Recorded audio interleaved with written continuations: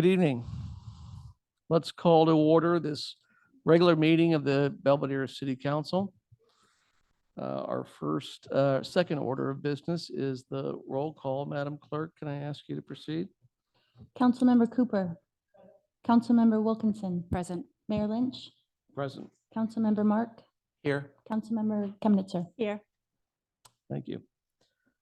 Item 3 on our agenda is the City Council reports. Do any of our colleagues on City Council have reports they'd like to present this evening?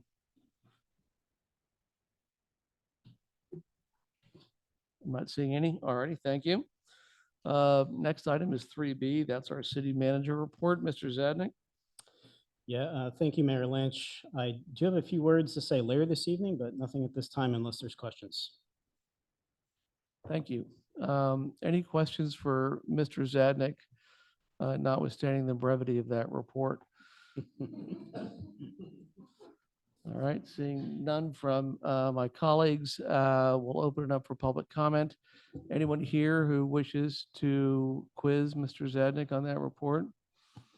Seeing none, Madam Clerk, anyone on Zoom? Mayor Lynch, I see no hands raised. All right, we'll close the public comment. Thank you.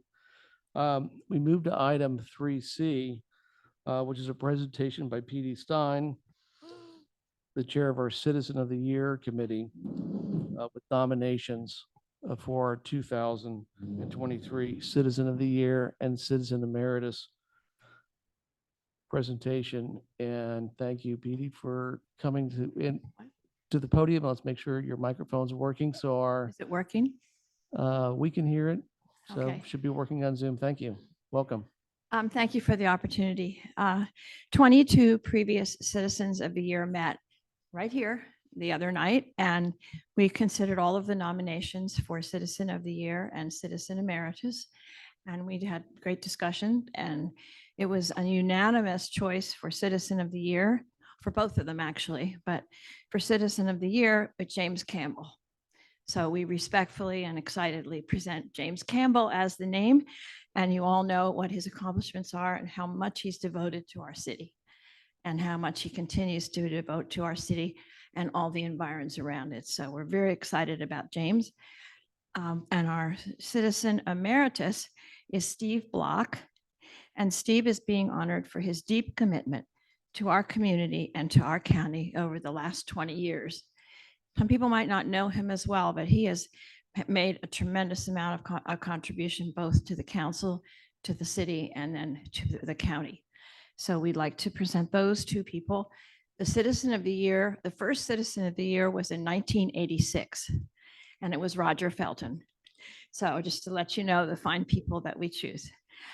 So thank you very much, and we are proudly presenting these citizens for your approval. Thank you very much, PD. Appreciate it. I'll open this item for public comment. Is there anyone here? Well, first, let me ask if my colleagues have any questions. I just want to say, I think each of the selections is outstanding, and both James Campbell and Steve Block have truly given back, given back to this community. So I'm very pleased. Thank you. I will open it up for public comment. Anyone here who wishes to address this agenda item? Seeing none. Madam Clerk, anyone on Zoom? There are no hands raised. All right, we'll close the public comment. And let me just echo our thanks to PD Stein and the entire committee for the hard work. Thank you for the nominations. As everyone knows, the nominations will be addressed and voted on at the end of this agenda, which is item 7C. But thank you very much for the hard work that went into this. So we will close that item and move to the next agenda item 3D, which is a presentation by Adam Gavser regarding the 2024 Belvedere Homemade Film Festival event.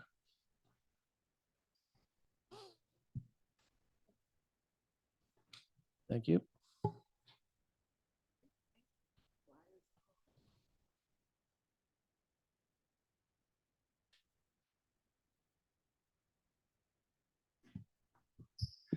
Good Good evening, Mayor Lynch and City Council members. As you know, my name is Adam Gavser. You may remember a couple years ago, we did Love Letters to Belvedere, a community showcase. And I was thinking about wanting to do another kind of project like that, bringing the community together in a fun, artistic way. And I was reminding myself of how much or how helpful it was in the production to have a lot of the performances up on screen. And I started thinking, well, wouldn't it be fun if we had more people creating videos and have a venue for them to present them? So I came up with this idea of a homemade film festival. I'm calling it Belvedere Homemade Film Festival, which doesn't mean that it's exclusive to Belvedere. Anyone can submit something for consideration. In my frequently asked questions, I will have something saying, does it have to be about Belvedere? And the answer will be no, but films that celebrate community will be given priority. So the concept is really about celebrating community and coming together as a community to see some fun movies. I have partnered with the Belvedere Tiburon Library. I'm partnering with Del Mar Middle School and the Ranch. I've also been wooing Chief Wu. Sorry. I am encouraging Chief Wu to be involved, and some of his officers have already said they might be willing to make a video. I'll be working with some local community members that have expertise in filmmaking, and they've offered their time to provide free workshops for those that want to make a video but don't know how to. The library is particularly excited about this as a way to encourage people to start using the library more often. The media room there, the makers room. They're also going to be doing some mentorships if people need help figuring out how to do this. Additionally, they're excited to publicize the fact that they have the ability to help people convert analog media into digital media, so that then they can put it together into a video. I am proposing this to happen in Belvedere Community Park, October, haven't settled the exact date, but probably the 4th or the 5th, the first weekend of October. The reason I'm choosing that is because it's late enough in the season that we don't have to wait for the light to go. You know, if it were in September, the start time ends up being around 8 o'clock to have it dark enough. So as we get into October, I can start it probably closer to 7:30, maybe even earlier. I'm encouraging as many people as possible to create content for this. I will, if I have too much submissions, then I will put together a jury to select those that are accepted. I'm also proposing that most, if not all, videos submitted will be available online for the public to view. I also anticipate having a little bit of live activity around it, maybe a sing-along or something like that, or some other stuff that I don't want to reveal because I want to have a surprise. And this evening I am asking for your support. I am looking to several different partners for funding. City of Belvedere being one, Belvedere Community Foundation being another, and then some private sources, and hopefully Tiburon Peninsula Foundation as well. I have grant applications into both of those foundations, and we're talking to some private funding sources as well. With that, I am open to taking questions. Thank you, Adam. We have questions for Mr. Gavser at this point. Thank you, Adam. Do you have any, have you thought about yet the film formats or lengths you're interested in, or is that open? It's relatively open, but I want to keep it, the way I'm going to publicize it is anywhere from 10 seconds to 3 minutes. I think people have very short attention spans these days, and young people, I believe, are doing very short videos, and that's their whole medium of, TikToks type things. So that'll be the guideline. As we receive submissions, there'll be some flexibility. If something's fantastic and it runs a little longer, we'll keep it. Thank you. Any other questions for Mr. Gavser at this time? One question I had is, are you gonna making a formal request for a contribution from the city I am. tonight? Yes, I'm making a request for $3,000 funding from the city and waiving any fees for a permit in the park. Which, just to add on to that, it is an item on our consent calendar tonight, if you'd like to discuss it Yep. further. Excellent. Thank you. And is there anything else that you need to put this on? And how long, I guess my other question is, how long would you imagine this event would last if you started Imagining at about 7:30? 75 minutes. I Okay. think people, especially October, they'll start getting cold and not want to sit in the park for too long. But again, if we get really great content and it's compelling and it goes a little bit longer, we probably will, but it'll be within a reasonable time. Very well. Can we make the request conditional on Jason and the entire police department shooting a video of them dancing? I think that's unfair. To you or Jason? I think that To was the, me, no, I not to I think him. that was the reason for her question.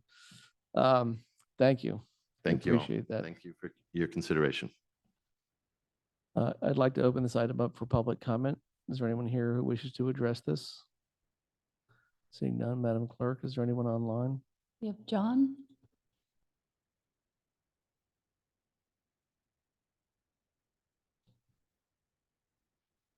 Hi, John. Can you please state your name and address? And we can't hear He- you yet. He just put his hand down, so sorry about that. Okay.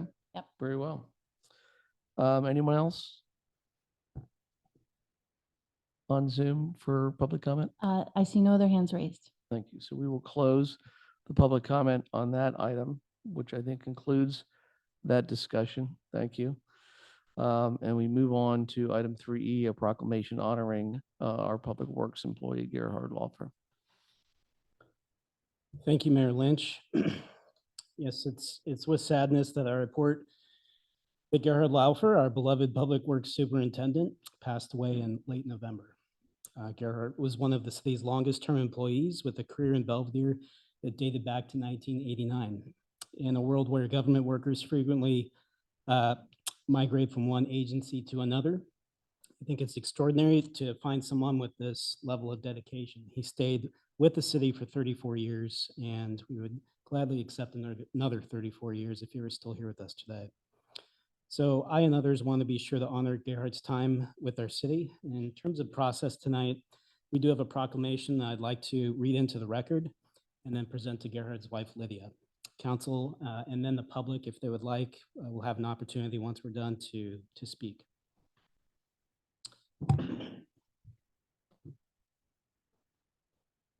So I will go ahead and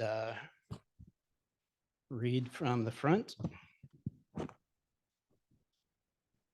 Before I do, we have as you can see, we have a nice proclamation honoring you.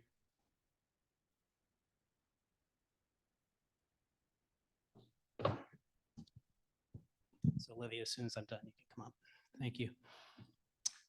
The City of Belvedere is pleased to honor Gerhard Laufer, Public Works Superintendent. Whereas Gerhard Laufer was welcomed into the City of Belvedere family on September 11th, 1989, and quickly became an institutional expert on the city's infrastructure. And whereas Gerhard Laufer consistently displayed creativity and diligence, adeptly navigating challenges and realizing the Public Works Department's long-term ambitions. And whereas Gerhard Laufer was committed to creating a safe workplace, fostering a strong team ethos that extended beyond the Public Works Department to all city employees. And whereas Gerhard Laufer established a nurturing, lasting relationships with a wide array of city partners and stakeholders, residents, agency representatives, contractors, and vendors, securing his place as one of the city's most recognized faces and voices. Whereas Gerhard Laufer conducted his responsibilities with courage and conviction and was a steadfast presence for all, particularly during emergency callouts. Whereas Gerhard Laufer often shared his expertise and passions following his weekend endeavors, such as the culinary arts of sausage making, winemaking, and the brewing of fine beer. Whereas Gerhard Laufer was known as a gifted storyteller and community historian, his narratives enriching the tapestry of our city. And whereas after a full career of unwavering commitment, Gerhard's loyalty to the city and its leadership was nothing short of extraordinary. And whereas through 34 years of dedicated service, Gerhard became the epitome of the city's spirit, setting a high benchmark for all employees and residents. Now, therefore, the city of Belvedere in a unified voice wishes to proclaim our deepest gratitude for Gerhard Laufer's exemplary service and for the friendship he extended to our community, which will be treasured in perpetuity. Signed by Jim Lynch, our mayor. So thank you. Mr. And Senator. Lydia, if you'd like to come up, I think you would like to say a couple of words, and I would like to present you with this proclamation. Before I turn over the mic, I'll let you know too that we also have a photo out in the lobby. If you knew Gerhard personally, feel free to sign that. We also have a website that the city has posted. It's called posthope.org, where we started a website. This week on Wednesday, we'll be able to have that site up live. Feel free to log in, post comments and thoughts, stories, photographs of your time with Gerhard. And yeah, that'll live in perpetuity as well. So Lydia, would you like to make a statement? Okay. Sure. Please do. Okay. So first of all, I want to thank you, to thank the city of Belvedere, the city manager and all his team for inviting me here, and also for the great support and during the days when I was without Gerhard, the first days.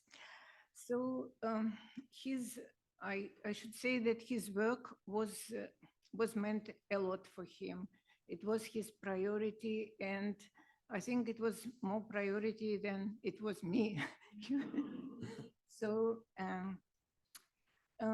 I should say that each day when he came home at 5 o'clock, he made a long and detailed report to me, which I had to listen to because he was telling me everything about what happened in the city at that day. So sometimes he was sad, sometimes he was happy, and he shared it with me. So I knew a lot about Belvedere, and I think I even got some new knowledge about asphalt paving, some tree cutting, and even the mystery of CDF, is still a mystery for me. What is this? So during the last weeks when he was sick, he and his mind was confused. He was each morning he asked me, should I go to work? Should I go to work? Am I late? And during the day, he was what he was saying, it was some addresses in Belvedere, the names of the streets in Belvedere, and also the names of the people that he was working with. So it was the days when he was confused, and he still was mentioning Belvedere, all the work that he was doing. So once again, I want to thank you, the whole city, for appreciation of his hard work and his commitment to the city. Thank you so much. Thank you, Lydia. Thank you for those beautiful words.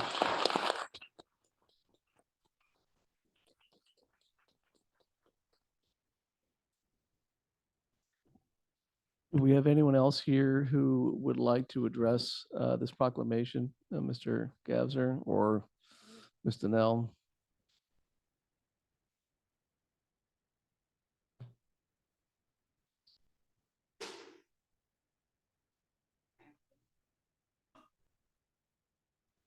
I didn't know Gerhard was going to be honored tonight, but I hold him so deeply in my heart. And I think that's true of all of us. I knew him from the minute he got here. Oh, I'm Sandy Donnell, Golden Gate Avenue. And Gerhard, I had him on my got his cell phone number so I could text him a little bit now and again, but he would always respond if you asked him for anything. I have a plaque that just didn't work quite right, and Gerhard's the one who took it off to the corporation yard and fixed it and made sure that it was right, and it's going to live with me forever. So, and I think also the thing about Gerhard, he was one of those moral men I can possibly imagine. He was just extraordinary that way. So I'm so sorry for your loss and our loss, definitely. Lovely, lovely man. Thank you. Thank you, Sandy. Adam.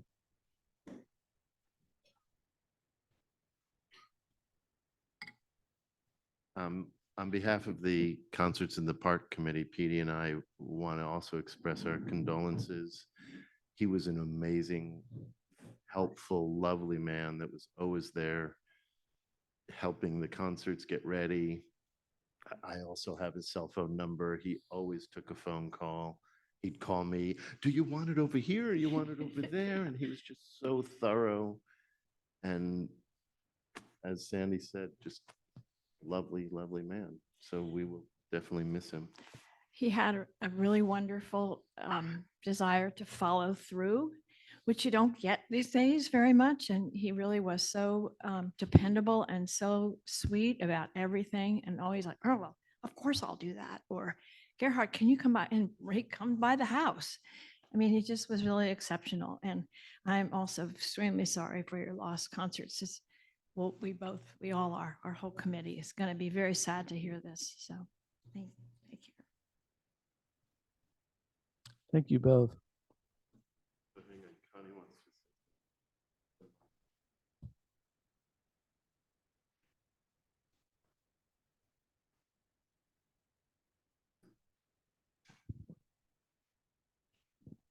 I just want to say how wonderful he was. I don't think Belvedere would have survived without him to do all the work that he's done in all those years. So thank you. Thank you for coming and honoring him. Thank you. We have other comments from the public here in the room. Steve Driscoll.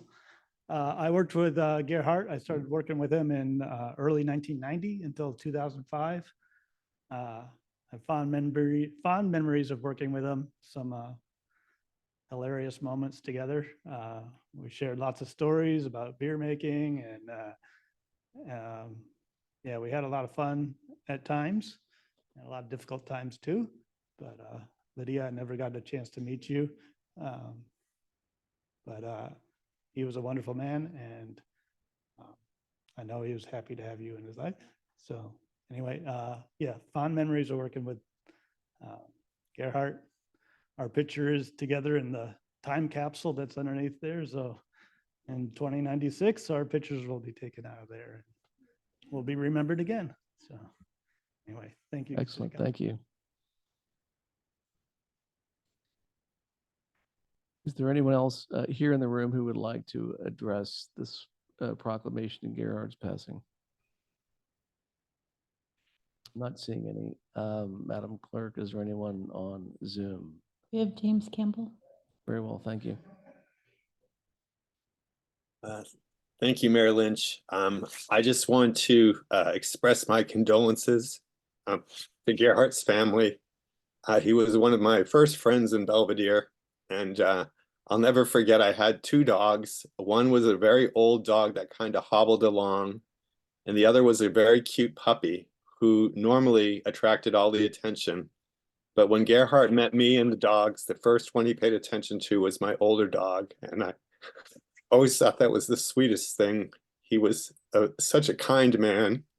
And I don't think Belvedere could possibly have had a better steward or caretaker. Every time I go around a corner in Belvedere, I see a guardrail that Gerhard made by hand. And I'll never forget on those terribly stormy nights when he slept in our corporation yard to make sure that we weren't flooded and that we were all safe and taken care of. Thank you for sharing him with us. We'll miss him greatly. Thank you, James. Patrick? Thank you. Please go ahead, Patrick. Good evening, everyone. My name is Patrick Kerslake. Some of you may know me. I grew up in the city of Belvedere and have worked for the town of Tiburon for the last 11 years. And just briefly wanted to jump on and express my gratitude for getting to know and work with Gerhard, and just the epitome of a public servant in Southern Marin, and just someone who knew what going above the call of duty meant in all respects. So just here to pay my respects from all of us over in Tiburon. Thank you, Patrick. There are no other hands raised. Thank you, Madam Clerk. We'll close the public comment and bring it back to our council for any comments regarding Gerhard, Yes, Mayor Lynch, if I may. please. My family and I moved here in 1986. And as far as I can remember, Gerhard was always part of the fabric of this city. He's just always been here. There's so many stories that I could share about when he was there, when we needed him most, when I was mayor and we had a PSPS and many other events that could have become catastrophe, but were not, because Gerhard was there for us. I'm so deeply grateful. But I will leave you with one story. One Saturday morning, Dr. Cromwell and I had arranged to clean the medical van, and we got here to the park at the appointed time and found it locked. And Tom looked at me, and I looked at him and realized we didn't have the key. And at the same time, we each said, "Where's Gerhard?"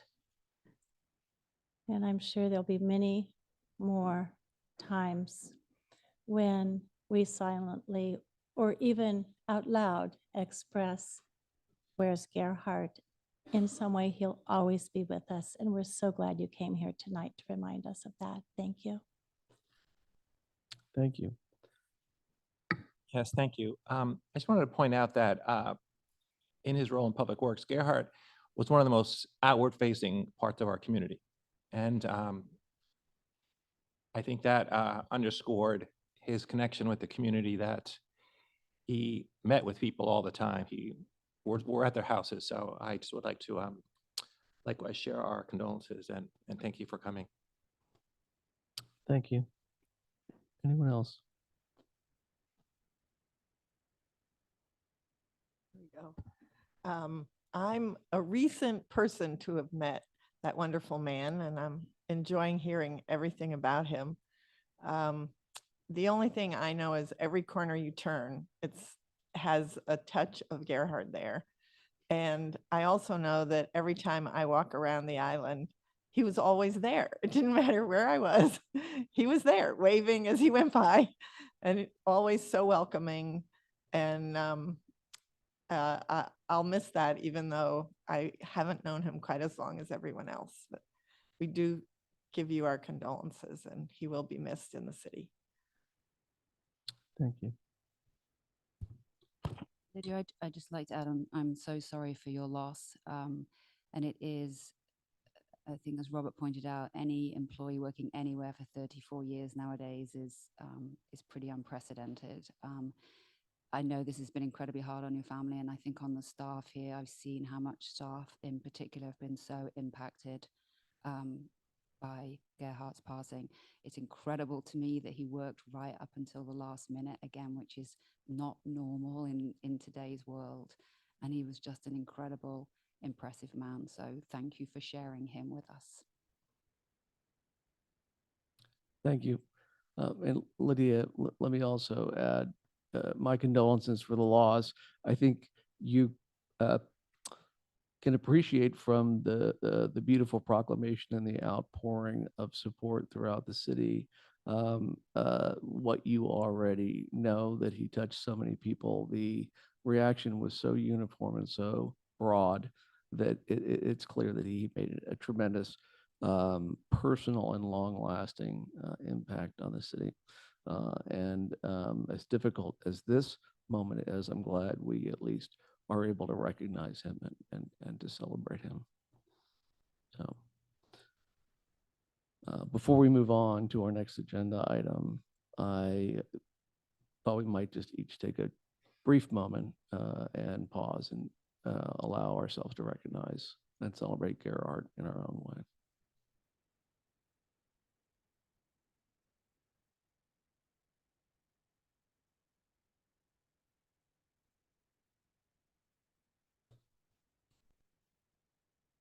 Thank you. And thank you, Mr. Zadnik, for that beautiful proclamation and the presentation.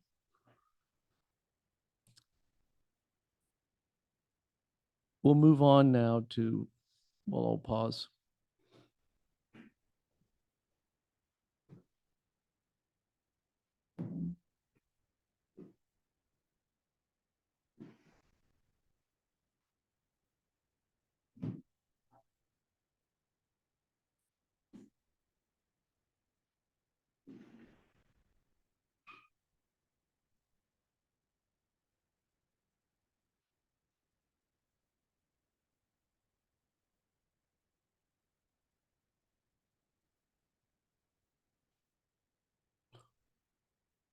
All right, we'll move on now to our next agenda item, which is the reorganization of the council. It begins with the election of the mayor, and I will ask for any nominations for our new mayor for the city.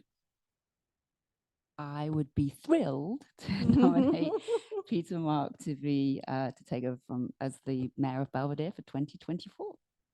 Second. Thank you, Councilmember Wilkinson, and thank you, Councilmember Kemnitzer. We have a nomination and a second. All in favor, aye. Aye. Aye. Any opposed? It passes unanimously. Congratulations. We're very happy to have you as our new mayor. Mr. Mark, let me begin your mayorship with the awkward presentation of the mayor's sash.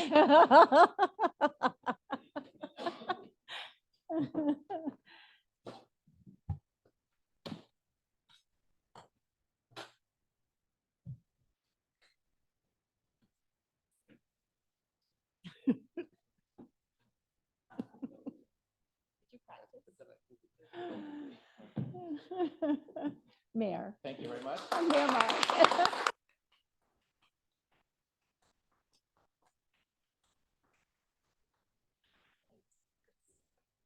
I need to wear it, I presume.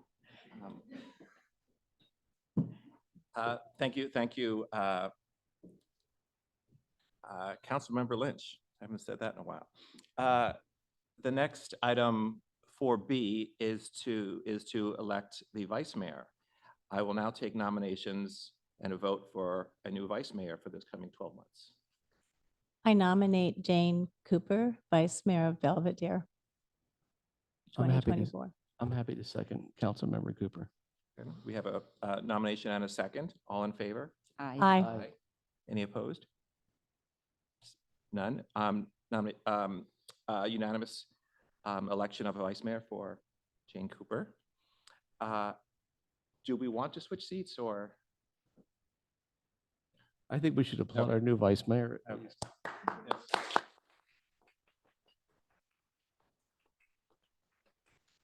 Why don't we take a moment just to realign ourselves so we can.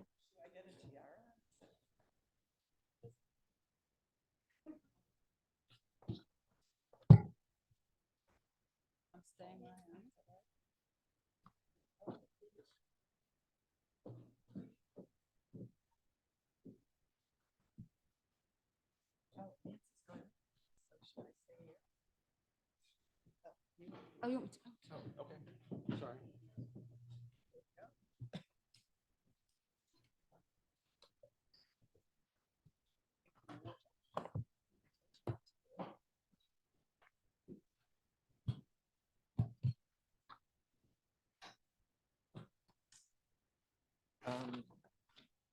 Seem to have lost my schedule. Okay, there you go.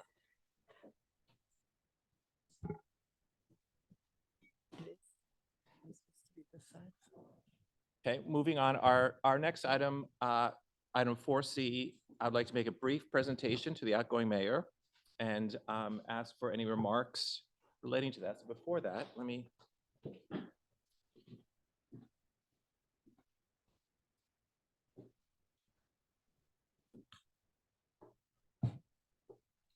Jim, we have a plaque commemorating your time as mayor of Belvedere and a city jacket, which I'm thrilled to give you. Thank you.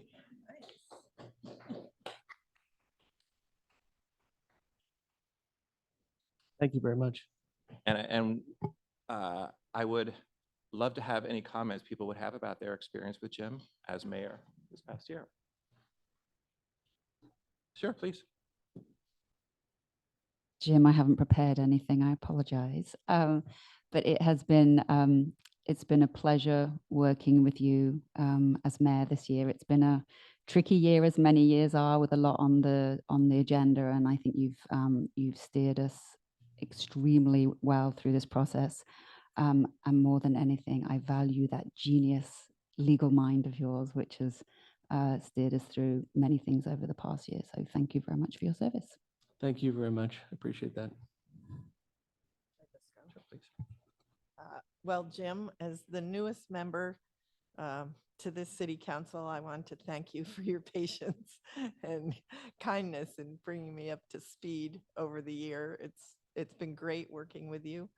I certainly recognize how committed you are to the community and how your calm demeanor has really made us, I feel, make better decisions when there's been any kind of chaos going on and at all times. So I really appreciate that and thank you very much. Thank you.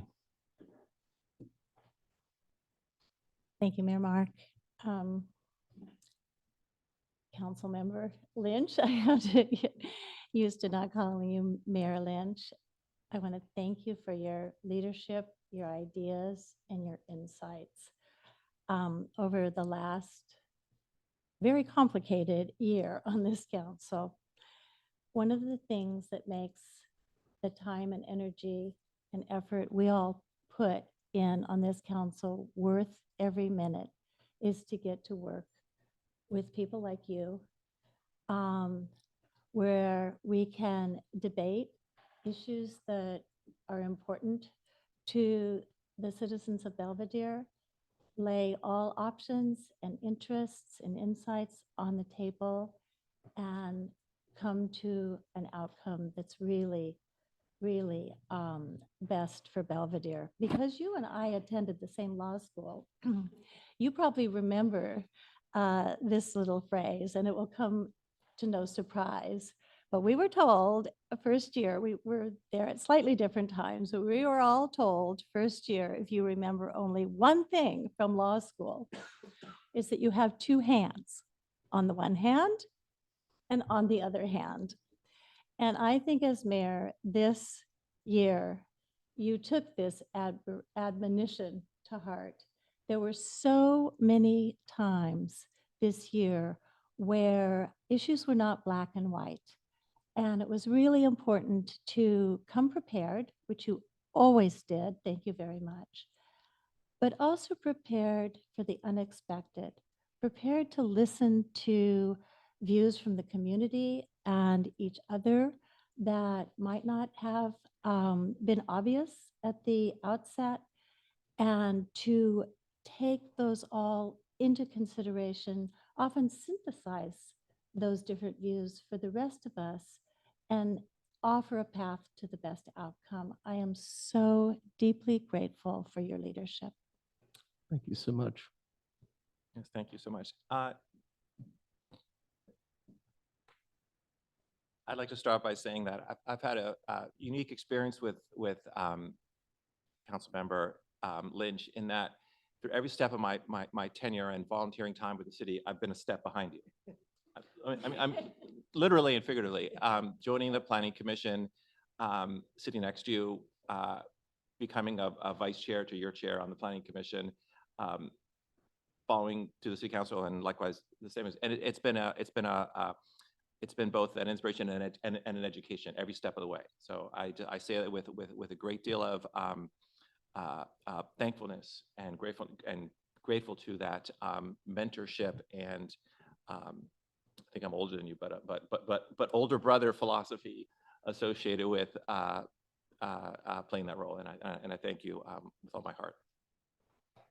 Thank you very much. I appreciate the kind words very much. And let me just say thank you to this group. It's been a privilege. It is a privilege to serve as a fellow city council member, and it was a privilege and a very humbling privilege to serve as mayor for that year.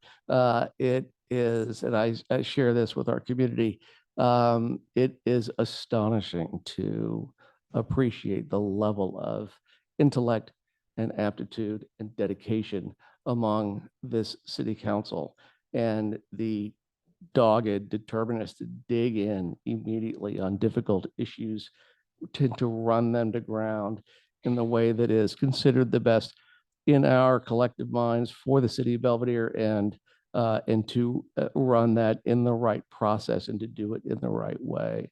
And it has been lovely, intimidating to work with many of you because you're extremely capable minds.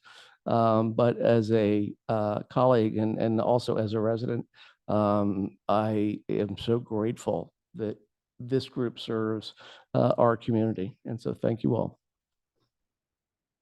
Thank you so much. I'd like to open this up to a public comment. Adam, please. Briefly, I just want to thank you for your service to our community. It's been great. Also, as a block captain, my ability to rely on you being there, ready to help, to set up the repeater, it's just been really given me a lot of peace of mind on that, and for your dedication to the community in general. Thank you for your service. Thank you, Mr. Gavser. You and I still need to make peace over that radio that I lost, but we'll come back to that. Seeing no more in the audience here tonight, Madam Clerk, anybody online? Mayor Mark, I see no hands raised. Okay, thank you. Congratulations, Jim, for a wonderful year, and we are in debt to your service. Thank you. Moving on to the consent calendar, item 5. Unless any item specifically is removed by a member of the city council, we'll vote for the entire consent calendar. Let me ask the public first if there's any comments or wishing to remove the item from the consent calendar. Seeing none. Madam Clerk, anybody online? I see none. Any city councilor have a question or would like to remove an item? Likewise, seeing none, I would like to entertain a motion for items 5A through 5F, please. So moved. Second. Thank you. Moved in second. All in favor? Aye. Against? None. Passes unanimously. Moving on to the public hearing. Item 6A, certification of the environmental impact report for the Belvedere Seismic Upgrade Project and approval of the project. City Manager, please. Yes, thank you, Mayor Mark. I believe Tony, you can take it from here. And we also have our consultants online. They'll be providing a presentation. Thanks, Robert, and thank you, Mayor. Good evening, council members. This evening, we're joined by CEQA consultant Amy Skews-Cox, attorney Tiffany Wright, and James Riley of Stetson Engineers. Amy will walk us through the process of putting together the final EIR for the Belvedere Seismic Upgrade Project, a project which needs little introduction. As a very brief summary, Belvedere has 2 arterial roads that connect the city to the mainland, Centerville Avenue and Beach Road. These roads are constructed on fill material that was put in place well over 50 years ago. And while the fact that they're still standing today is a testament to the job done at the time, there are concerns regarding the stability of these roads in the event of an earthquake. In an earthquake, saturated or near saturated soils, as these are at risk of liquefaction, whereby the soil loses cohesion and acts like a liquid. This could result in severe damage to these 2 roads. As has been said before, San Rafael Avenue and Beach Road hold utilities servicing much of Belvedere. Of course, they also provide access for emergency vehicles and services. The Belvedere Seismic Upgrade Project aims to mitigate, as much as possible, the level of damage caused to these roads in a severe seismic event. It would use steel sheet piles, large sheets of metal driven into the ground in specific sections of the road to provide a solid underground wall, halting the effects of liquefaction and lateral movement of the soil beneath the street. These sheet piles are commonly used for this purpose in embankments, causeways, dikes, and levees. In Belvedere, they've been used on Beach Road before for emergency repairs to a failed section of the seawall. The environmental impact report is an examination of the many possible impacts of the construction work to install these sheet piles, the significance of each, and how they can be mitigated. Tonight, Amy Skews Cox will walk us through the final environmental impact report she and her team have put together. And with that, I'll hand it over to Amy. Thanks, Tony. Can everyone hear me okay? Yep. Everything's okay. Okay. So before I begin, I just wanted to thank Tony and Robert, because it has been so enjoyable working with them for the last 3 years. It's been quite intense at times and demanding a lot of attention, and the two of them have been just incredibly great clients to have. So at this point, I'm going to see if Beth can turn on the slides.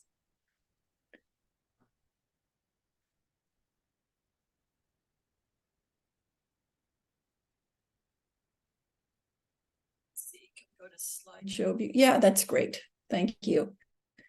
So the next slide, I'll give a brief overview of the presentation tonight. First, I'm going to start with a summary of the EIR process and the project. I think Tony has given a really good overview of the project, which is great. I'll talk about briefly the impacts and mitigation measures that we recommended, the alternatives that we were evaluating, which is required of CEQA, the California Environmental Quality Act, opportunities for public input, issues covered in the final EIR, and the next and final steps in the CEQA process. Next slide. So we had a consultant team, which was quite complex. We had, I was serving as project manager. We had Baseline Environmental Consulting doing the air, noise, hazards, and geology work. We had Stetson engineers doing the hydrology and help on the project description. We had Parametrics doing the transportation analysis, Environmental Collaborative doing the biology, and Natalie Macris doing utilities, services, and overall editing. So we circulated the EIR for review and comment in late 2022. Then we followed that with in the process of that, we had a public hearing where people could comment on the document.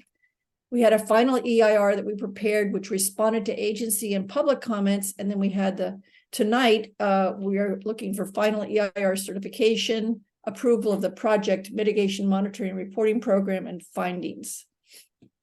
Next slide. So as Tony alluded to, it's basically the installation of these complex sheet piles within and near San Rafael Avenue and Beach Road.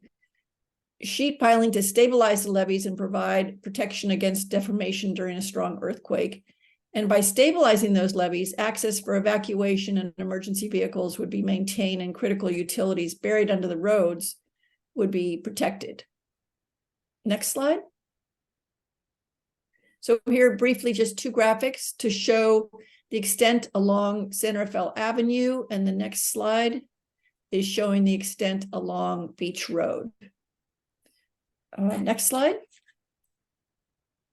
So we had a number of topics that we looked at in the EIR, and the yellow topics are those that had actual impacts identified and mitigation measures recommended. The topics in white were evaluated but did not have any significant impacts that were identified. These are topics that are traditionally mandatory for CEQA documents. There were a couple of topics that we didn't look at that just weren't relevant. We didn't look at population housing or mineral resources because those didn't relate to the project. Next slide. We looked at two alternatives. CEQA requires that an EIR evaluate potentially feasible alternatives which would avoid or substantially lessen the significant effects of the project. And you have to look at the no project alternative. So that was the first one we looked at, and that basically means no change from existing conditions. And then alternative 2, we looked at the use of silent pile drivers as a way to mitigate noise and vibration impacts.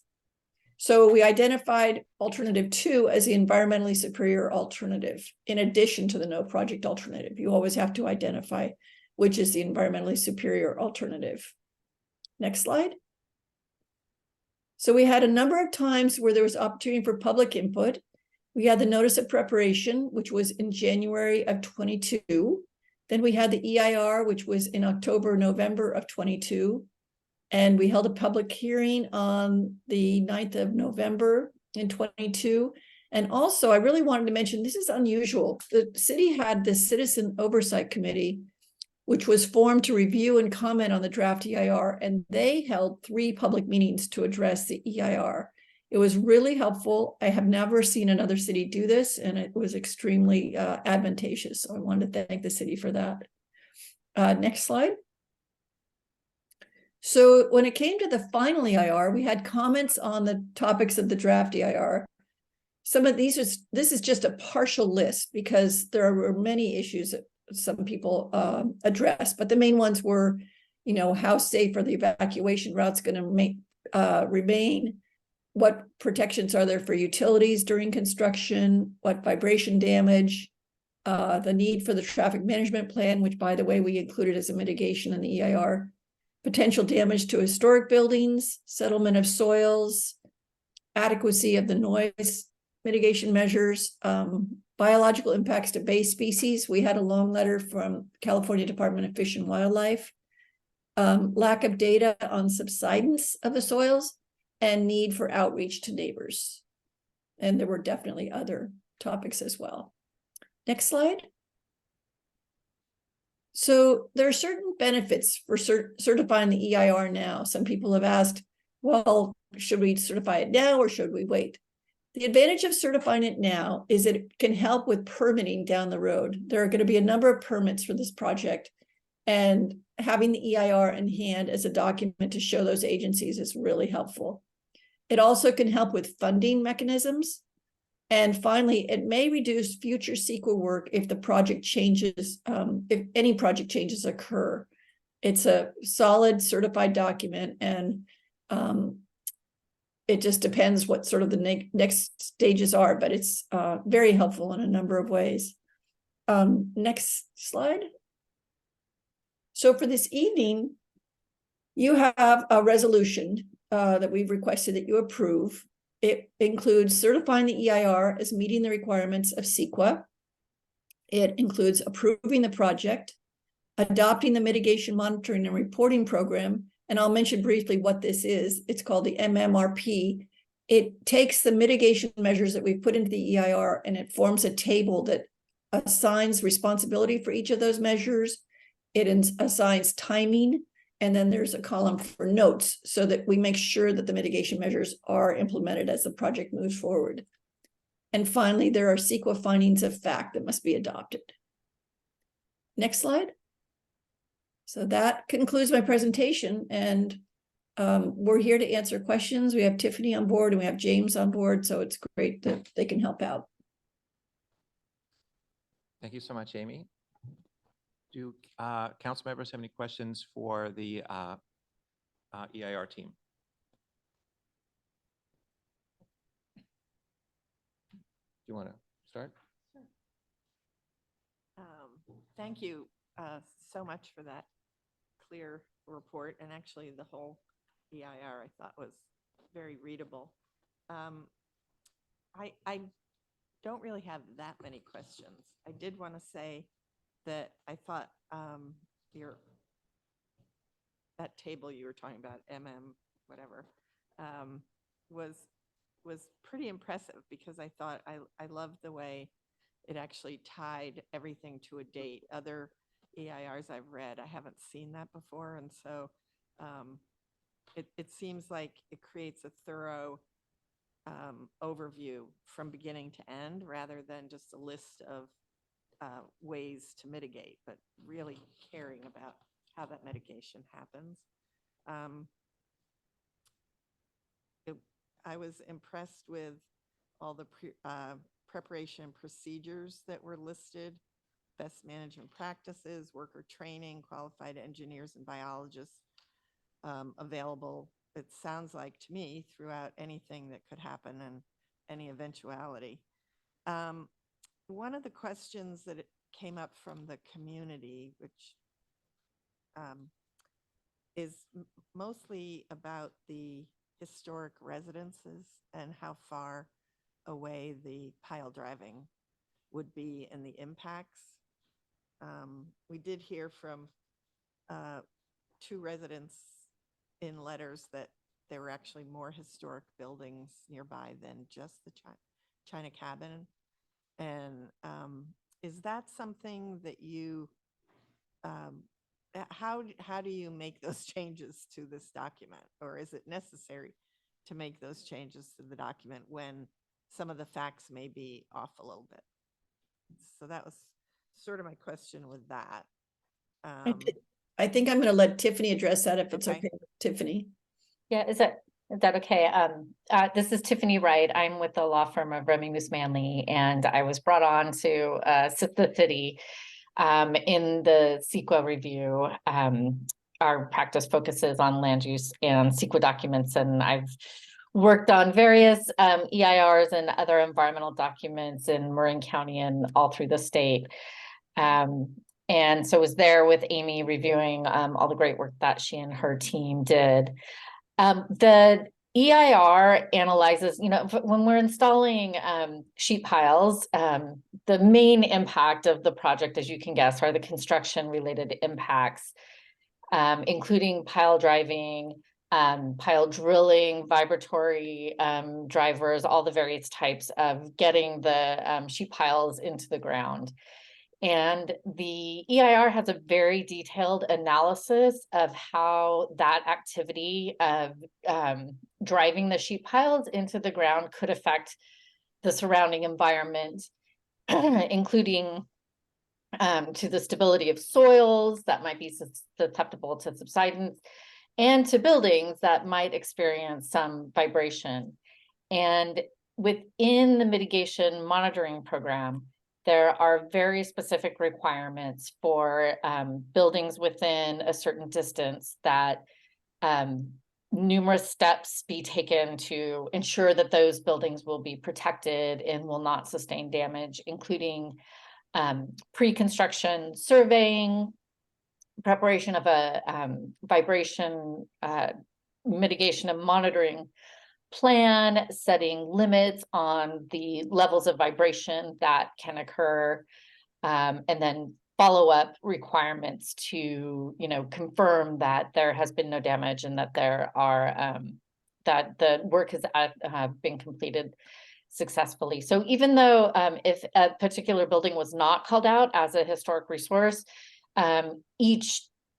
each building will be subject to these requirements and the protective measures to make sure that they are not impacted by vibration. Oh, thank you. Hopefully that helps to answer some of the concern that was brought up. I guess the place that I was confused was where there was a discussion about the alternatives and the no project alternative, and then the alternative 2. I think it's on page 31 and 32, but there are about 500 31s and 32s. So it's in the first report. And it was a little confusing because it said the alternative 2 would meet all the objectives, but it wouldn't be cost effective. And then it said silent pile drivers were significantly higher in cost than the impact drivers. And however, that alternative 2 would have fewer impacts. And then it kind of ended with you know, that they weren't, it seemed like it wasn't a clear cut, therefore we'll do alternative two. You know, there was some inconsistency there in that language, and I was confused by that because it sounded like alternative two was the one that everyone was recommending. Right. It was identified as environmentally superior because, as you know, there are a lot of benefits of doing the silent pile drivers. However, when you look at alternatives, it's required that you compare those alternatives to the project objectives, which I think were also found in the very first part of the EIR. So we looked at all the project objectives and we found that the one that it didn't meet was to design for the long-term needs while making the project cost-effective for current residents. So there is a much higher cost associated with using silent pile drivers. And that's why we had to state that to the city. That said, the city still has the freedom to choose that alternative. Okay. Thank you. That clears that up. I think that's all I have right now. Thanks. I also have a few questions. The first one was, so there was no comment from BCDC or the Water Quality Control Board in relation to the EIR. So my first question is that typical that you don't get any response from them? And then the second part is their permitting likely to require more than is required, is outlined in the EIR, or in the EIR, do you tend to go further than is anticipated by these agencies? Let me answer your first question. It is a little unusual for a project of this scope to not have comments come in from the Water Board or BCDC. It was definitely circulated to them because we sent the EIR to what's called the State Clearinghouse in Sacramento, and they distribute it to all the relevant agencies. So when it comes to the permitting, it is very possible that there could be additional measures that they specifically request over and above what the EIR has required. It doesn't negate what the EIR has, but it could be in addition to. And do you have any sense of what those might be, or that's just impossible to know? Oh, impossible to know at this point. Okay. I will, just to add on that CEQA does include processes. So in this case, because the city was the proponent of the project and has the most authority or jurisdiction for the project, it is considered the lead agency. CEQA has specific procedures for agencies that might also have to permit the project. And those agencies are called responsible agencies. And so what CEQA requires is, we provide this notice to these agencies so that they can ensure that this environmental document will serve their needs as well. And so if there's any concern by those agencies, they can reach out either in the initial scoping process or during the draft EIR process to let the city know what additional information or analysis they will need in order to rely on the document. Okay, thank you. The second question was, we obviously at a certain point slimmed down this EIR to remove the flood walls for various reasons. And you mentioned somewhere during your presentation that perhaps this makes it easier in relation to any additional work. And so I guess my question is, if we at some point wanted to do an EIR in relation to flood walls, is it sort of start again, or do you take what you have here and it's just a little add-on to that? Tiffany, can I defer to you on that one? Yeah, so CEQA has provisions for how to deal with, once you approve a project and have certified an EIR, CEQA has provisions on how agencies may use that initial certified EIR for future public projects. And so the city may be able to use some of the information derived from this EIR in analyzing the broader seawall project. There are specific tests under CEQA to look to see what additional environmental review you have to do. But here, because we limited the project to just the seawalls, there might be limited usefulness for some of the actual impacts of a seawall project. We'd have to delve in and see how those impacts differ from what we're looking at for the sheet piling. Okay, but if this took us 2 years effectively to get this EIR, the timeline for flood walls would be less than that. That I would think so, likely, yes, yeah. Okay, and then the final question I have, which was just a process question, is I saw all the responses to all of the individual comments that came in. Is that a requirement of an EIR that you have to respond individually to every single comment that comes in? Yes, to all written comments that are addressed to an environmental issue or the draft EIR, that's a requirement. So if there'd been 10,000 comments, you would have had to respond to all 10,000 of them? Yes, I have worked on documents that include thousands and thousands of comments, and there are very clever and sophisticated ways to manage that. And thankfully here we had sort of a limited categories of issues that were raised in the comments. So Amy's team was able to provide very detailed responses on everything. Okay, that's great. Thank you so much. Councilmember Lynch. I don't have any questions at this time. Thank you. Kim, sir. I had just one. With respect to the portion of the project that is on Beach Road, and among other things, that is the portion of the project that is close to the cultural resources, but also has other distinct impacts. This is not our first rodeo. We had significant remediation done in 2019, 2018, I think in 2019, we were under a state of emergency because that seawall was actually failing. And during that time, we meaning the city of Belvedere, did install a fairly significant segment of sheet piling. So I'm wondering whether the data derived from that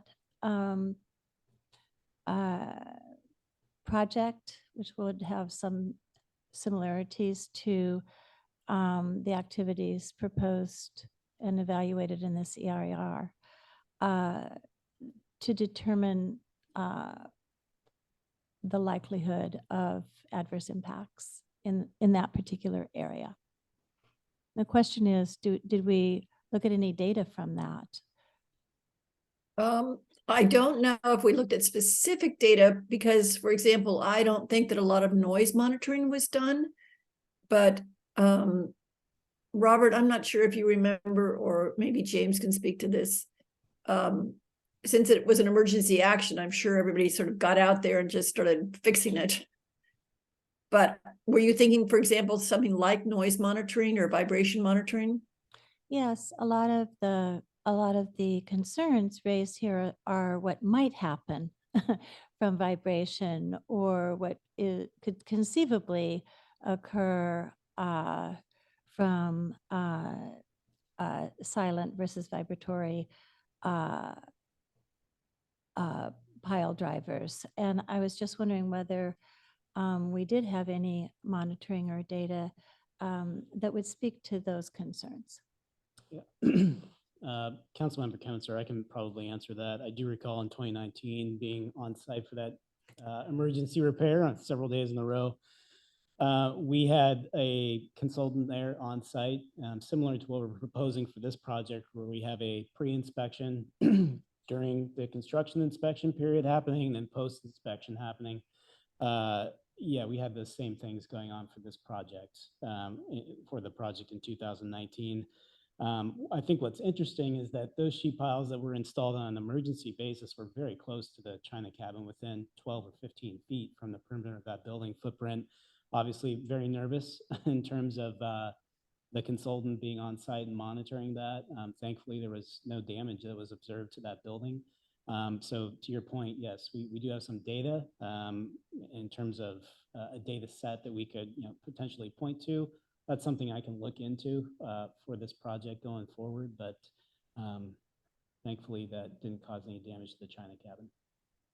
Well, thank you very much for that. I think that's important because it's evidence of what actually happened, not just what might happen. And while there's always a possibility that there could be damage in the future, I think it informs the conversation if similar activity within 15 feet did not cause actual damage, and that the contractors were able to take precautionary measures from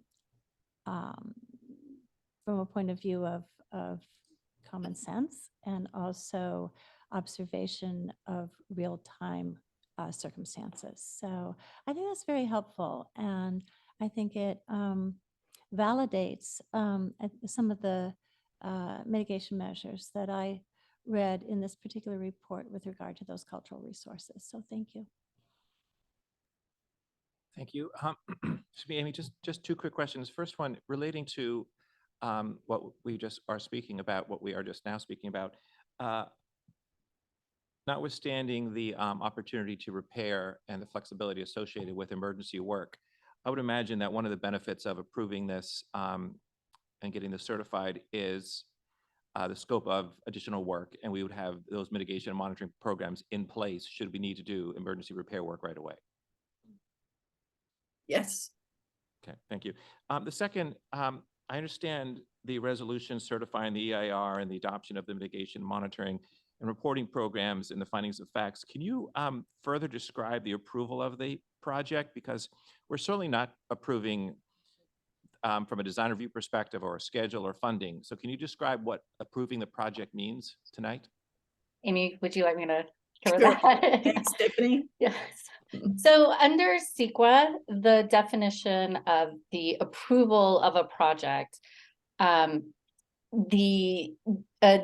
agency, as the city is here, will be considered to have approved a project when they take their first action to approve any portion of the project or to commit itself to further action on the project. It's not, approval encompasses, from start to finish, all of the various approvals that will be required. And so when after certifying the EIR, the city would, if it agrees to, go forward and take the next steps for the project, it would then take action to approve the project, adopt the findings, and adopt the MMRP. What that approval represents is that you've completed the CEQA process. You're basically giving the direction to move forward to continue with whatever further analysis, permits, funding, all of those actions. But you will have determined that the EIR is adequate for purposes of the project. The city would then also file a notice of determination with the county clerk's office. And that action actually starts the clock on a very short statute of limitations to challenge the project in court, a 30-day statute of limitations. And so there's significance in the action of approving it, even if nothing can actually happen until the city takes further action to approve it, in that it is the city marking that it is completing the environmental review process and saying that it's adequate and that it can be used for further action down the road. And it's basically approving the project as defined in the EIR. Yeah. So that there, and maybe Robert, you could touch on this. What other approvals, understanding that there is no funding for this project and that it's not approved beyond the EIR stage at this, the final EIR stage at this point in time, what subsequent approvals would need to happen for it to move forward? Certainly a resolution by the city council to move forward, but imagine funding, design review, anything else that I'm missing? Yeah, obviously funding, there's final design of the project plans we'd have to undertake as well, which would be quite costly. Again, without a funding source, that's going to be difficult to try and to make happen. The city council, through its budgeting process, if somehow wanted to try and fund this internally, would have to agendize that for a further discussion. Thank you very much. Please. So I just have one follow-up question. So if, for example, we have an emergency repair of the seawall in, I don't know, the next year or two, this document sort of sits as a high level and you can draw from it just for processes, as opposed to, you don't action the EIR in any way, it just sort of sits as an overlay to any emergency repairs that we do. So that's the first part of it. And then the second part of it is does that sort of start a clock in terms of the lifespan of the EIR, or that has no impact? So Amy, I'll start in with the second part of the question. So once the project is approved, the EIR is certified and the project is approved, there is no real shelf life, or at least not a set shelf life for the validity of the EIR. You can continue to rely on it for subsequent approvals and actions related to the project as analyzed in the EIR.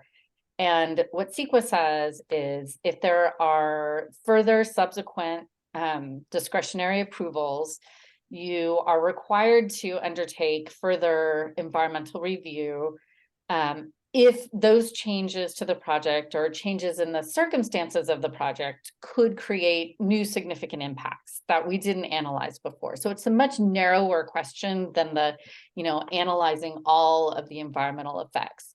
So, I've worked on projects where we, especially projects that take a long time to build out, like large subdivisions or large specific plans.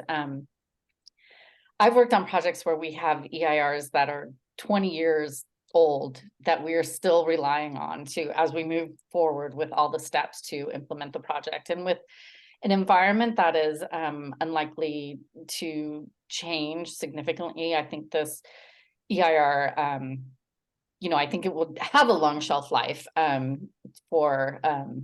especially if it takes some time to complete the project as analyzed. I was also going to mention too that this will be helpful if there is a need to introduce emergency repairs, because now you have a set of mitigation measures, you have a set of information that you can rely on. Emergencies under CEQA don't require environmental review. So if you had a true emergency, that's what I believe probably allowed you to act in the previous events that Robert was mentioning. So yeah, this EIR, I think, should last the city for a very long time to implement this project. Thank you. Wonderful, thank you. See no more questions on council. Open to public for comment. Anyone in the audience wishing to comment? Seeing nobody, Madam Clerk? We have Mr. Rothman. Thank you, please. Can you hear me? Yes, we can. Thank you very much. I found what I considered to be serious defects in the draft, and that was the basis for the questions that I addressed to the EIR people.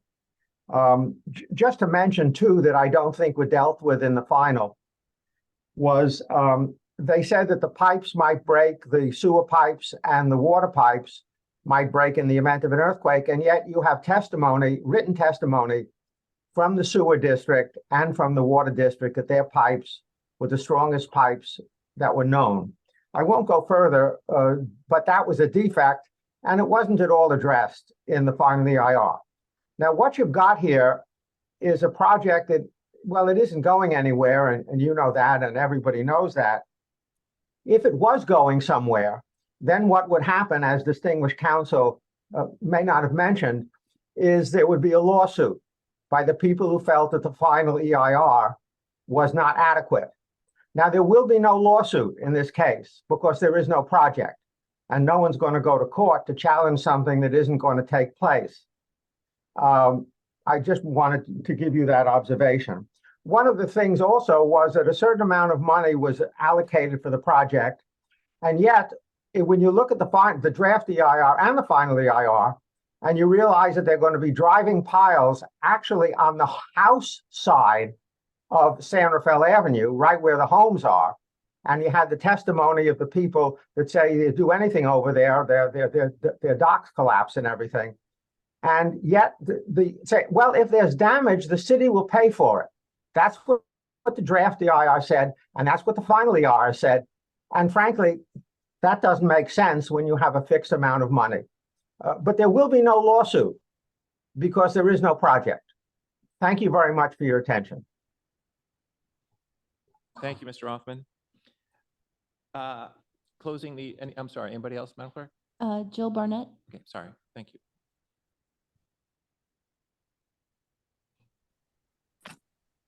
Quick question, what was the cost of the EIR? This is Andrew Barnett. I believe Robert has prepared a comment for that. Yeah, I thought this question might come up because we did get in the first round. The city in total spent between multiple years of the project. Again, the environmental review started in early 2021. So it's been several budget cycles that we've been looking at this and funding this project. But in total, we spent about $319,000. In the last 12 months, though, we spent about $70,000 getting to this final point where we're at now. So a lot of analysis and a lot of work. And I will comment too that some of those funds are not all drained on the city's coffers. We were able to bill back the city's grant, the Department of Water Resource grant, to receive some refunds there.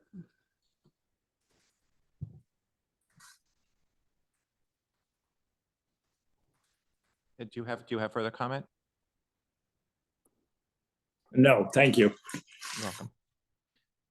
We have Susan Clough. Thank you. Hello, can you hear me? Yes, we can. Perfect. Hello, everybody. Thank you very much. I sent you quite a long letter, and I am very concerned about our historic buildings and particularly other buildings.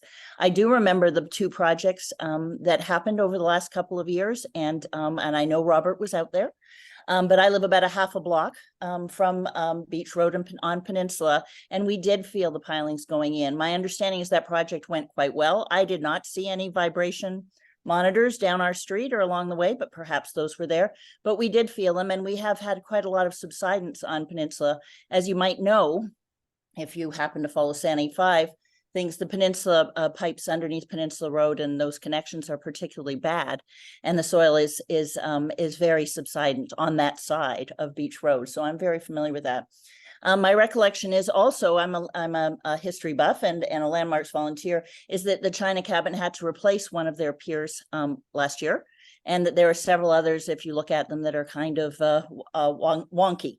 And so I don't know if China Cabin is absolutely as stable as it might be. And having somebody sit there and watch it, if there were damage, I don't know if we could ever replace those buildings or any of the other buildings that were built by Albert Farr and have many, many different kinds of things. Many of the buildings in Belvedere, as you know, were built long before we had earthquake ties or anything like that and building codes. And so they are very, very vulnerable. My feeling, which I will not repeat, is that we could do a lot more and maybe make those mitigations and the area of impact that we could at least test before they start the work. Because once the work is done and the damage is done, it's almost impossible to recreate those buildings, or even my building, which is from 1955, is very fragile. The other thing I might want to say as a history person is that when they did build Beach Road, it's got over a century of building there.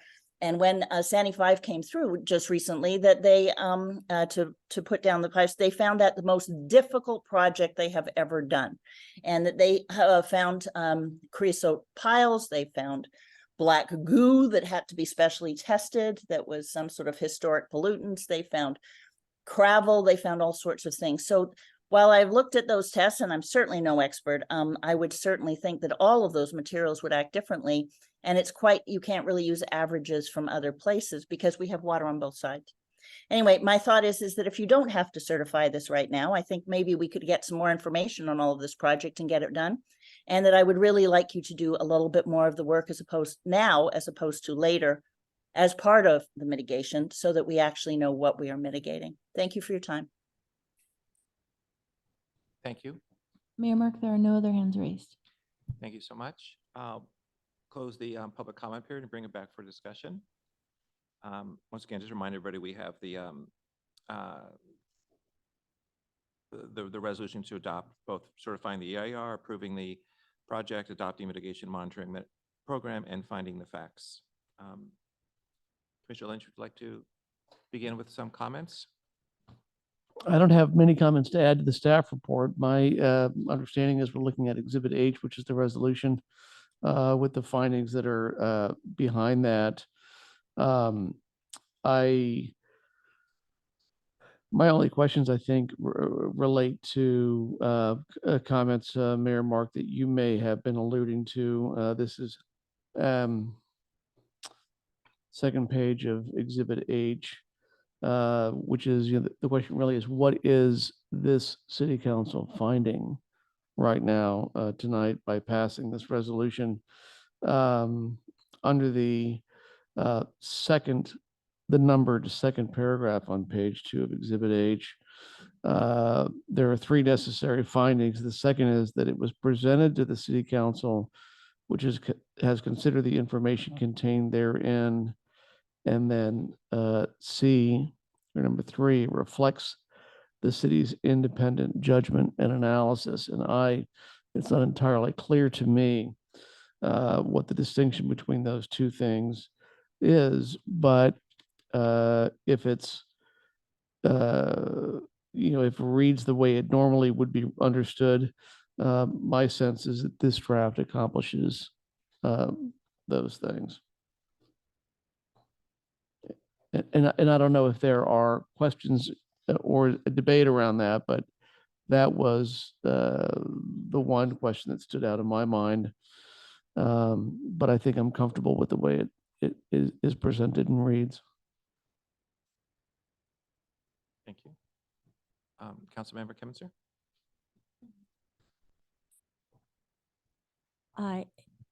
Yes, I have a couple comments, but just to that last point in paragraph 2, section C.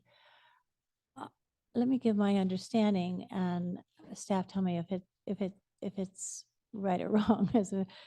If I'm wrong, it'd be good to know now. My understanding that in adopting section sub C that says reflects the city's independent judgment and analysis, this council is merely recognizing that the hiring, the engaging, retaining of our consultants, Amy Skews-Cox and Tiffany Wright, is that is the independent analysis, so it's independent of the 5 people sitting here. Is that correct? That we have engaged, that we're recognizing that we have engaged a consultant to provide the city's independent judgment and analysis. We're just acknowledging that here. Is that correct? That's my understanding. Tiffany, you look like you want to add on. Yeah, I was just gonna ask you if you'd like me to chime in, but you are correct. That is the purpose of the language. The language actually comes from the CEQA guidelines it's themselves, which explains, what determinations the lead agency should make in certifying the EIR. And it is to recognize the fact that the city council members were not the ones actually out there drafting the document, and that city staff also had the assistance of consultants and other teams. And so this is an opportunity for the city council to say, yes, we have reviewed this, it meets CEQA's requirements. The findings of fact are also a separate document where it goes through each impact and explains the conclusions of the EIR. And it is, again, the opportunity for the city council to say, we've examined these environmental impacts, we've reviewed the mitigation measures, and we find that the impacts would be reduced to a less than significant level. Okay, thank you very much. I hope that clarifies that for anyone else as well. So I want to thank all of the citizens who commented tonight or in writing or orally, and to all of our residents who participated in this lengthy public engagement process. Really gratitude toward the consultants who went to such extraordinary lengths with that public engagement. And as I understand it, that those comments have been considered, and those made tonight still raise important issues, but that the certification of this CIR does not preclude the city for taking into consideration these perspectives, viewpoints, and good ideas in the future. So I think the points are well taken, but it doesn't affect my decision to certify this tonight or not. Thank you. Councilmember Wilkinson? I don't have any comments, and I would vote to approve this item. Vice Mayor Lynch? I think it's Vice Mayor Cooper. Oh, I apologize. Do I look like No, Jim no, to no, you? no, no. You don't suffer that infirmity. I'm sorry, Thankfully. Jim. You don't have as many wrinkles as I do, so I apologize for that one. Anyway, we're all getting used to this, new names. I think as answered by Amy and Tiffany, I think I also feel a lot of confidence in this EIR. While it might not answer everything that could come up, I'm impressed with the plan that's in place, and that in essence, any eventuality has clear measures laid out and how to correct it along the way, so that if something catastrophic should happen during the pile driving, it's clear to me that we're not waiting until the whole thing is finished, that something could happen partway through whenever there's an issue. And so I think that gives me confidence. I also found that the report was significantly focused on safety for the residents, for our infrastructure, and for the nearby buildings, again, as much as possible. But I thought the safety elements were very comprehensive. And as someone pointed out to me, the vibrations could be impactful, but an earthquake would be much more impactful. So trying to support our buildings and infrastructure is obviously important. And so I also would feel good about supporting this document. Wonderful, thank you. Just a few quick comments. One is that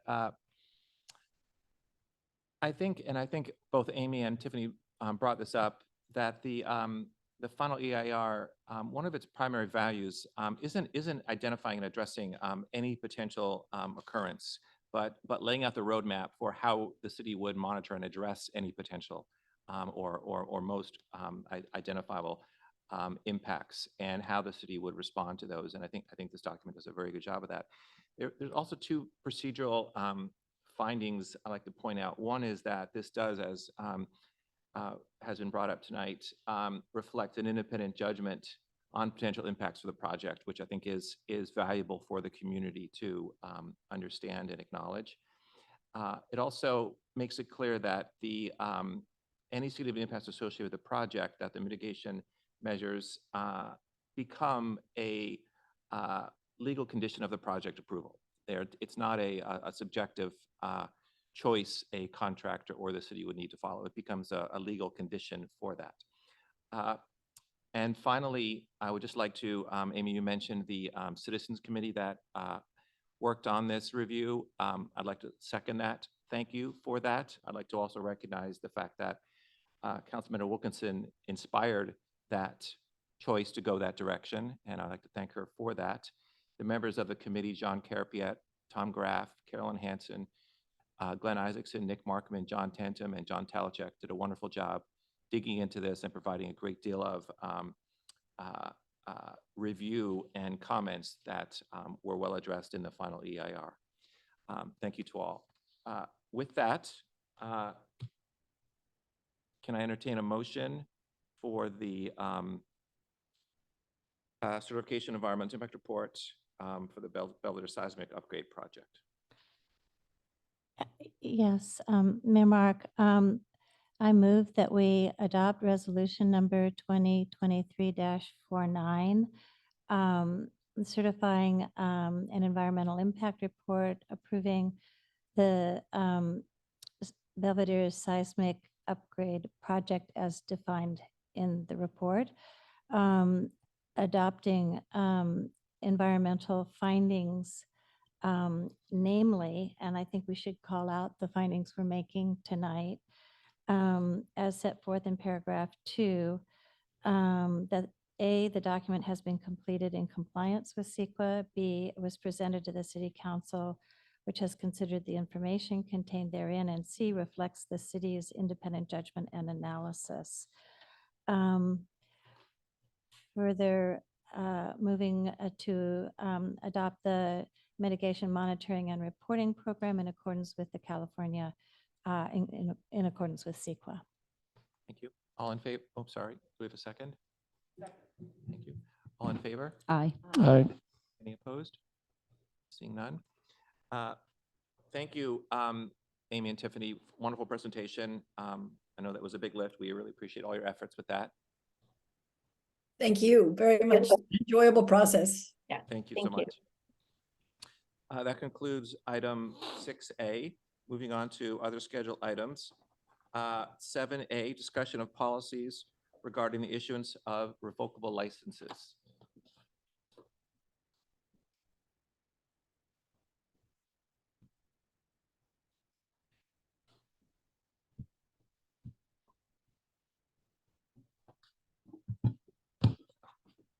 Rebecca, if you don't mind, can I ask you a question as we prepare for this? Sure.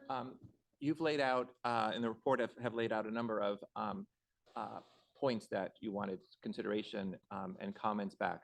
Would you prefer to go through the whole thing, or would you like to pause at each point to have people weigh in on that, so we're able to keep track of those comments as we go? Do you have a preference for that? I think as long as you go sort of systematically through each point, I can take appropriate notes. Okay, wonderful. Okay, thank you.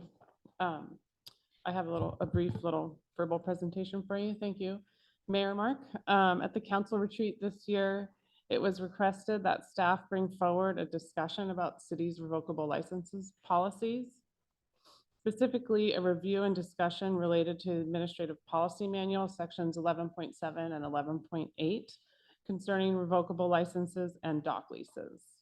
This evening, it's our objective to initiate the discussion and receive feedback on what policy amendments to consider and research for a future hearing. As we're all aware, the city of Belvedere, like any city, is responsible for maintaining the public right-of-way for public purposes, light, a green belt, and open space for pedestrians and vehicular uses. There are instances where the city has no immediate use of the right-of-way, and private property owners can request the use of that land for access to their property, extend their own landscaping, expand public parking, and various other modifications that facilitate the development of their lot. In these cases, the city enters into a revocable license agreement with the adjacent private landowners. These licenses allow for non-exclusive encroachments onto city land, ensuring a public benefit is served while adhering to the stringent criteria set forth by our council and our administrative policy manuals and municipal codes. Revocable licenses in Belvedere go back to the 1960s, and our approach in granting them has always been measured and considerate. Revocable licenses do not grant exclusive use of city property.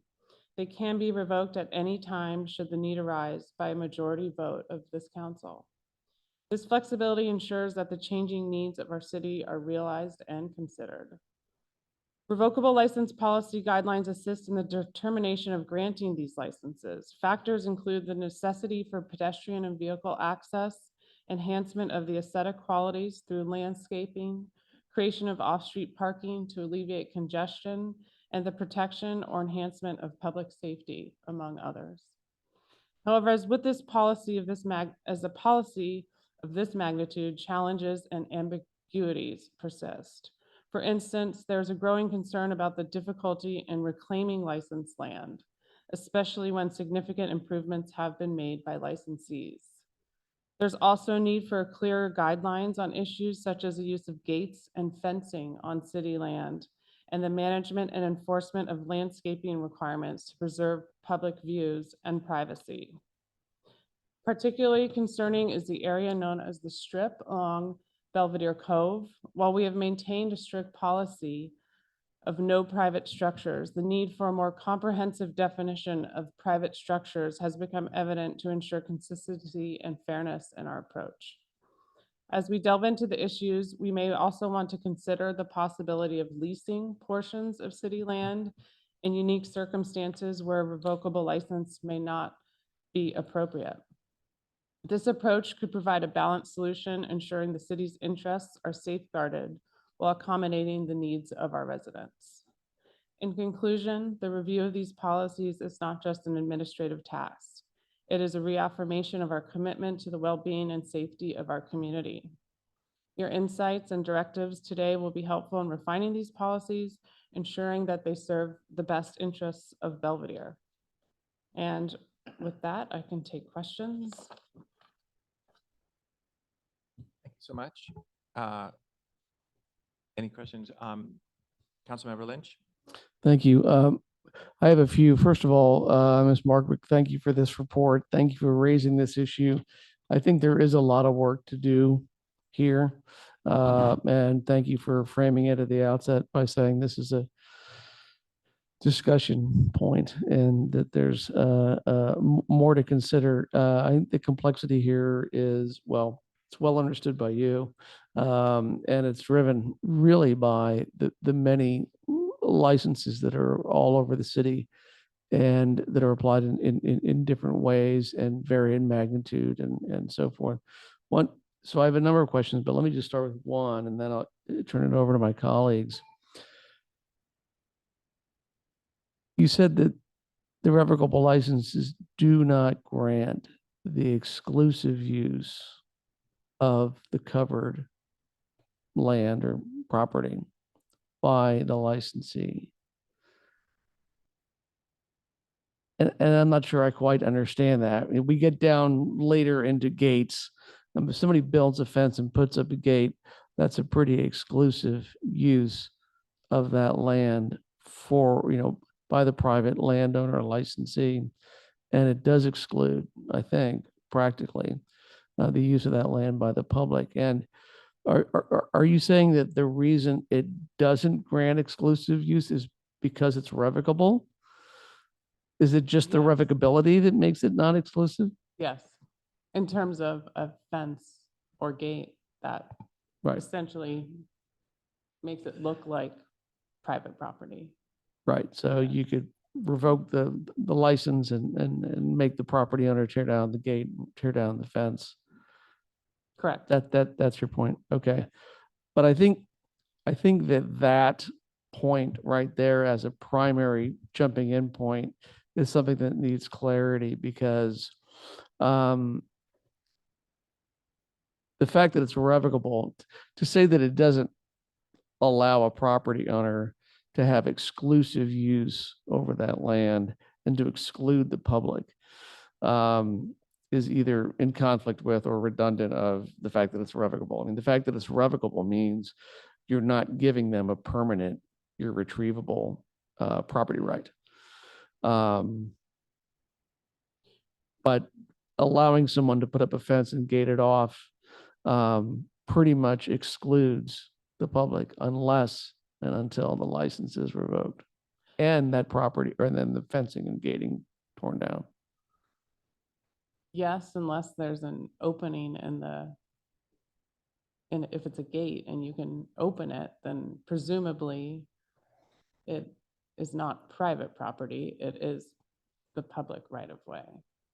Right, and we can all In imagine, writing, but. we can all in- imagine a gazillion examples all over the town where there is a fence and a locked gate that fences in land that is owned by the city and licensed to the property owner, right? Yes. Okay. Yeah. All right. So I think we need to sort of, as just a principal matter, we need to sort of, where we say in the staff report that these licenses do not grant and at all times have not granted the exclusive use of city property or public right of way.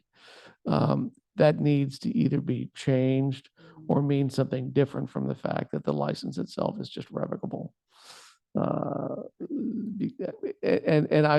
saying that not preaching, I'm just saying, I think we're all trying to come and make peace with this.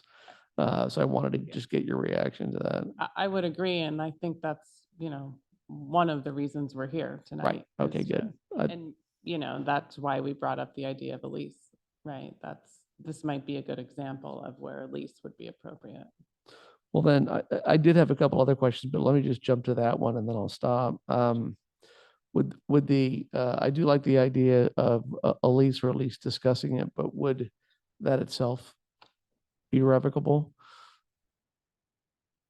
I guess it depends on the terms of the lease. And that Well- would be something that we would discuss further. Yeah. And put it to the property owner to consider what they would want to invest in fencing and gating and that kind of thing. Mhm. Okay. Yeah. All right. Thank you.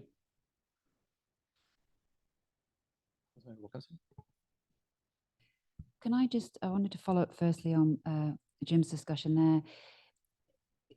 I know in theory we can revoke licenses, but if somebody's spent significant money on fences, walls, whatever else, legally, what's our position there? Can we just write to them and say we're revoking that land, we want it back?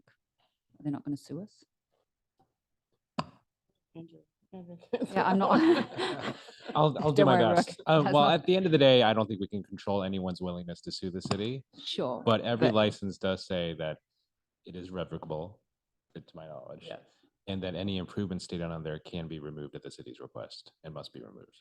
So following up on that, if we wanted to adopt a new policy where people have to, it's a lease arrangement where they have to pay some kind of annual fee for that, could we legally we'd be able to, because it's revocable, we could do that on existing land that has been taken, that is part of an existing revocable license. We could say, going forward, we're charging whatever per square foot annually, and there's not, and people would have to pay that or give us the land back. Right. And I think, I mean, I certainly understand some of the attraction of sort of going the lease route. I think the valuation of that will be fairly tricky, would be my expectation about how to do that across the board in a fair manner, depending on the terrain and other things. But I would say that and maybe we also pursuant to Councilmember Lynch's comments, we need to maybe work on our terms a little bit more, and even just define them a little bit more explicitly. But it seems that one of the potential advantages of going the lease route versus the license route is that we would have a term. These licenses are revocable, but without any horizon, frankly, on how long these licenses are available. In a lease, for the large part, will have at least some defined time period. Okay. Which I think could be an advantage or at least an option for the council to consider. Right. I just said, because I'm looking through the criteria that to allow people to qualify right now, and I wanted to see if you could give me examples or clarify. Number 6, where necessary to protect or enhance public safety. Give me an example of where that has been true. We've approved, or council has approved, fences, low fences on roads where there's a significant drop from the road, enough so if somebody's walking along the road and they fall off the sort of cliff, a fence would certainly enhance public safety there. I mean, similarly for guardrails, do you want a specific address? Can I pull one out of the top of my head? We call 1 Belvedere, making some improvements 1 to parking Belvedere, yeah. that were to widen the roadway, to improve throughput of vehicles, specifically emergency vehicles. They have a space, a fire truck turnout, I think, at the top there. So is this a rarely used category? Or is it a commonly used category? To enhance public safety? Yeah. I think it's used. I think 53 Alcatraz also pops into my mind, that guardrail that. Okay, and it's in those cases always judged that it couldn't have been on private land. The only way to put it on has Yeah. been on public land. Yeah. Okay. All right, I'll pass on to other council members. I'm sure I have other questions, but I'll pass it on. Vice Mayor Cooper? I feel like we're already in the middle of the discussion Oh, right. instead of questions, but I guess one of the, after listening to this, a question I would have is, I know we're focused on the gates and the fences, but I know there are driveways that are revocable, and yet people might put in, I know I walked by one the other day where they put in a beautiful new fence and a beautiful new driveway and a fence, and a wall, retaining wall. And so I guess my question is it only fences and gates that we're saying are create the private? I guess any public person could walk on the driveway because it doesn't have a gate in front of it. But certainly people put a lot of money into landscaping and beautifying the outside of their homes, even when it's on city property.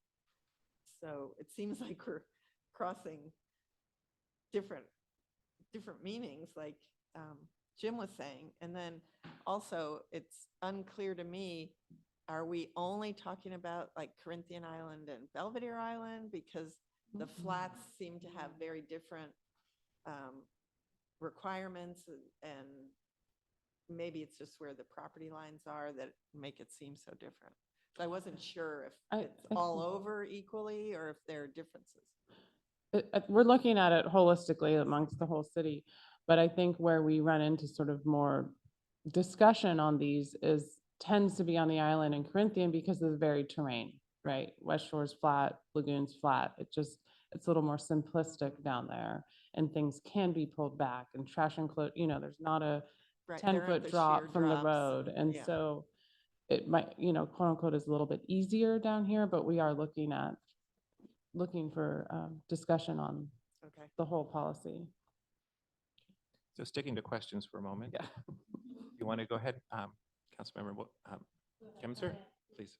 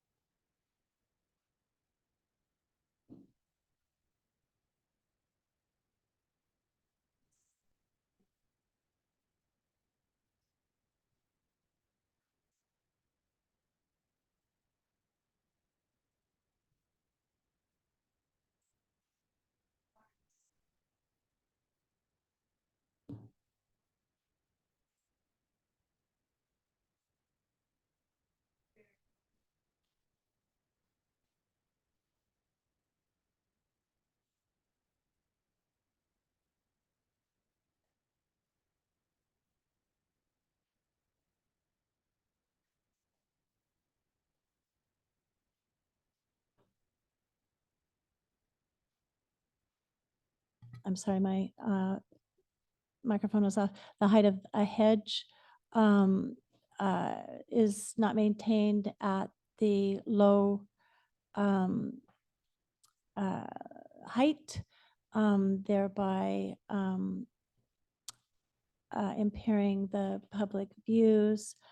And finally, the docks on the strip are in some cases, and certainly have been in the last 5 years or so, seriously and sometimes dangerously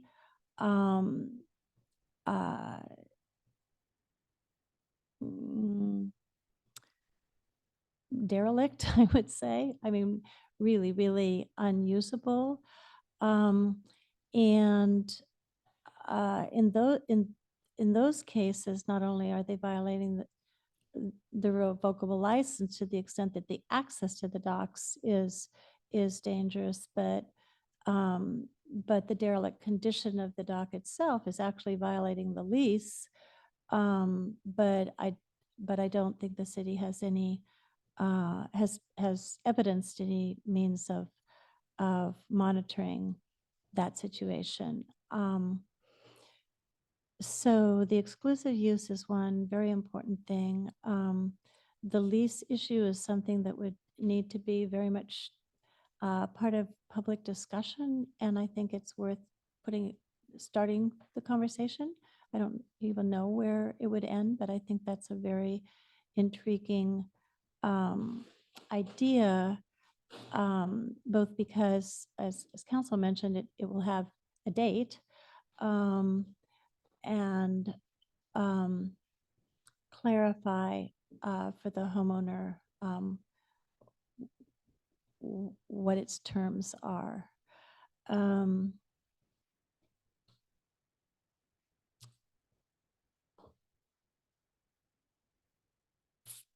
Finally, I would like the scope of this inquiry to clarify for the council and for staff what the relationship between the APM and the Belvedere Municipal Code is, and for any applicant. So where there is an inconsistency, some clarification as to what would prevail. Underlying all of our concerns with the revocable license issue, I think, is the expectation of the parties.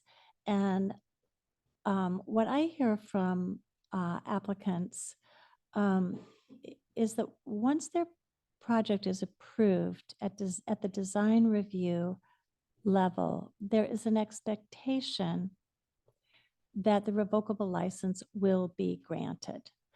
And I think it's important that that conversation start with the original application to the city, so that our residents understand that design review is preliminary to the grant of a revocable license, but they are different inquiries, and the revocable license may not be granted, even though from a design perspective, it satisfied the concerns of the considerations of the Planning Council Commission. Thank you. Just a few quick questions. The first one is the note about necessary for pedestrian vehicle access. I assume that means that the planning staff and the planning commission should attempt to minimize that walkways or driveways over the revocable license area, and if a design pushes beyond that, to have the fortitude to push back on that. I assume that's what you mean by that point. Yes. Okay. Second thing is specific to the strip along Beach Road there. Can you? I seem to recall, and I'll list a couple. Are these the type of structures that we're addressing there? Storage facilities, seating areas, fire pits, elevated walkways, on-grade walkways, things like that. Is there anything else that you can identify as a structure that would be having, that either exists there? I mean, I know there was the boathouses, things like that, that are called out by the No, deed itself. I remember one at Planning Commission, it was just sort of a seating platform. And there was some discussion about whether that Whether that's a structure or constituted a not. structure or not. Yeah, so you've covered. Yes, I think walkways are also, is a good one too, because oftentimes they are proposed and. Yeah. Okay. Yeah.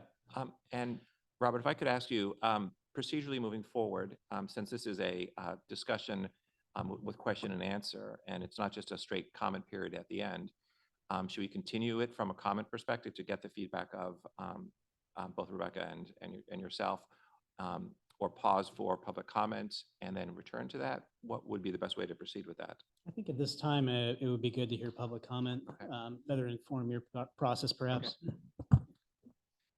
Sorry, so at that point, why don't I open it up to public comment on this subject? Don't see anybody raising their hands here. Madam Clerk? Mayor Mark, there are no hands raised. Okay, thank you. So close the public comment. Sorry, bring it back for comment on of the City Council. And we are still able to have interaction, correct? If there are thoughts and questions going back and forth as we relate to this. Correct, I believe. Yes. Yeah. Once again, Councilmember Lynch would like to go first. Sure.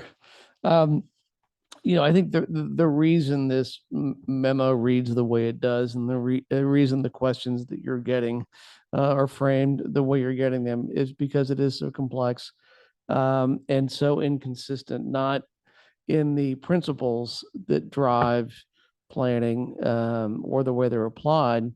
It's just the nature of the properties are so inconsistent. All throughout the island that I'm familiar with, Corinthian probably the same, and it may extend into, West Shore and so forth.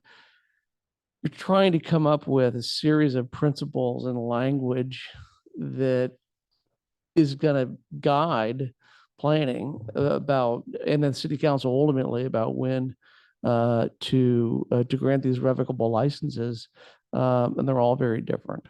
And so let me just start with some of my observations, and I had comments on a number of these categories, and then I'll turn it over to my colleagues. First of all is new versus existing, right? I mean, there are many existing private improvements on public land all over town. And they include fences and gates and buildings and walkways and driveways and a bunch of other things. And so I think this group needs to come to peace with, how do we deal with that? How do we deal with a garage that is in the public right of way? And very often that house trades, or there is a building permit that's applied for, and there's no license there. There's no existing revocable license there. And planning and building say, well, if you want to, paint that garage, you've got to get a revocable license. And it's like, the garage has been here for 50 years, sitting on public land. So there's a lot of those. And so we have to come to peace with how we deal with that. And is it grandfathering it in? Is it grandfathering it in so long as it comes up to code? I think we need an articulation and a framework for that, because I think that's one of the most troubling ones. I think when we're looking at a new revocable license, one that's being applied for because of a proposed new improvement, they would put a new structure on public land for the more or less private and exclusive use of the landowner. I think the standards can be much more strict there and probably easier to articulate. But that existing versus new, I think, is something we really need to come to peace with. And I'll just say for the avoidance of doubt, I'm speaking from experience, and Rebecca's laughing because, the house that I live in now was built in the early 60s. and almost 1/2 of the front yard is public land. And it runs right through my garage and my office for 125 feet, whatever the frontage is. And it runs for like 20 feet up to the street. And so when I remodeled it, they said, you're gonna need a license for that because that's public land. And I said, well, I didn't know it was public land. And if it is, how come it's not licensed already? And so we had this whole dance. But what do you do in that instance? Do you tear down the garage? Do I, and there was an existing fence there, with ivy that was 12 feet high from grade. So nothing was being maintained or controlled or whatever. And, and I'm sure there are many, many other examples around town like this. And so we have to deal with that, where huge portions of properties are sitting in buildings and improvements are sitting on public land and have been since Kennedy was in office. So that's that is a big deal. And there are other factors in here that are ways around that, where an improvement, you put up a fence where that improvement would, what's the language, would improve the existing public infrastructure.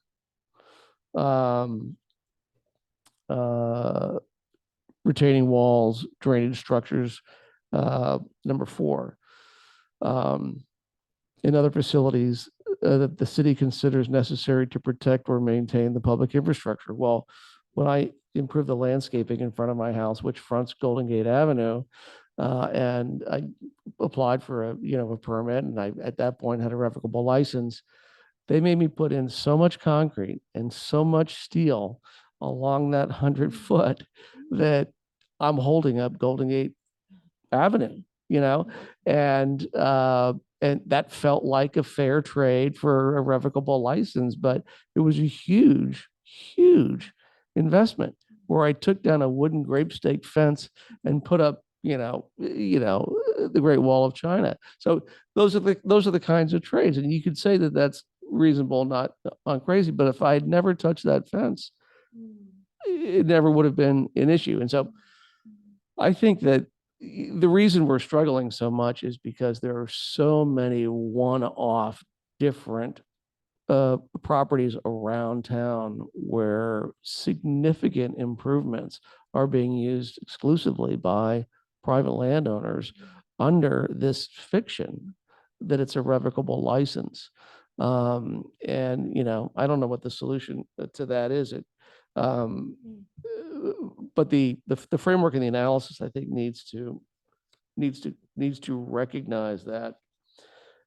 There are other examples. In the discussion section of this memo on bottom page 3, we talk about vehicle access from the street. How do you get vehicle access to your property? And if you remember the project at 300 Bella Vista, which is where the Bowers used to live, they were replacing a garage and a elevator, but also an all-pair unit or an ADU below. And it's the same situation. Half of that building is on public land. It was pre-existing. It was falling down, and they wanted to improve it. And the only way they could get from Bella Vista Avenue to a garage was to drive over a stretch of dirt that was owned by the city. What do you say to a landowner in that case where that house was built in the 19th century and the garage is falling down? How do we deal with that? It seems to me some kind of recognition that is, we either continue the fiction that this is a revocable license, or we make peace with it in some way in those circumstances where you have these long time pre-existing buildings. And I don't want to sort of go on, but I do have some other comments. But a lot of them come down to sort of new improvements versus existing improvements, and how exclusive the use and enjoyment of the public land will be by the private landowner. And then last, when it comes to leasing, I think leasing is a solution. I think that some other recognition, a permanent grant, a land swap. We've done land swaps or something like that. But I think valuing, as Mr. Shen pointed out, valuing what a lease term, how would you price a lease term? And what would it mean? Would it be a revocable, terminable lease? Because that's not a very different animal than what we have right now in the form of a revocable license. Councilmember Lynch, let me ask you, can I pose a question back to you related to that? The new versus existing concept, seeing that, and as you pointed out, the process of the recommendation to City Council that the Planning Commission makes for a license, and that's ultimately determined by the City Council, we like to provide as much guidance as we possibly can to the Planning Commission to get that as close to the wishes of a City Council, if not all City Councils. Is there a favored approach by that you can think of? Meaning, is there a scale of renovation? The fact that someone has an existing non-conforming occurrence on a right-of-way, does that mean that they should be able to continue that? Is it a factor of scale of the project? Is it a factor of it can't be relocated elsewhere? I mean, both those I think are considerable, but should they be considered, or does someone have the right to keep what they have, irrespective of that argument, if there may not be a need to keep what they have? Yeah. And I think this is why I'm having so much trouble framing it, is because it's all one-offs. They're all singular and unique, or many of them are singular and unique. There's language in the memo about whether we should allow, not a soft grandfather of an existing irrevocable license if existing non-conforming improvement is on the public land and the landowner is going to improve it. Make it a better fence, bring it up to code or whatever, but in the same spot, using the public land in the same way that it has been for decades, but making it safer, more contemporary, more up to code. That seems like a principle that you could get your arms around. But it also depends on how much of the land the private landowner is using and how the public would use it if that improvement wasn't there. Thinking of I'll just go back to my own property. If the city told me to tear down my fence, and I did, and I brought it halfway down the hill, anyone walking along Golden Gate Avenue would face a very steep drop to 20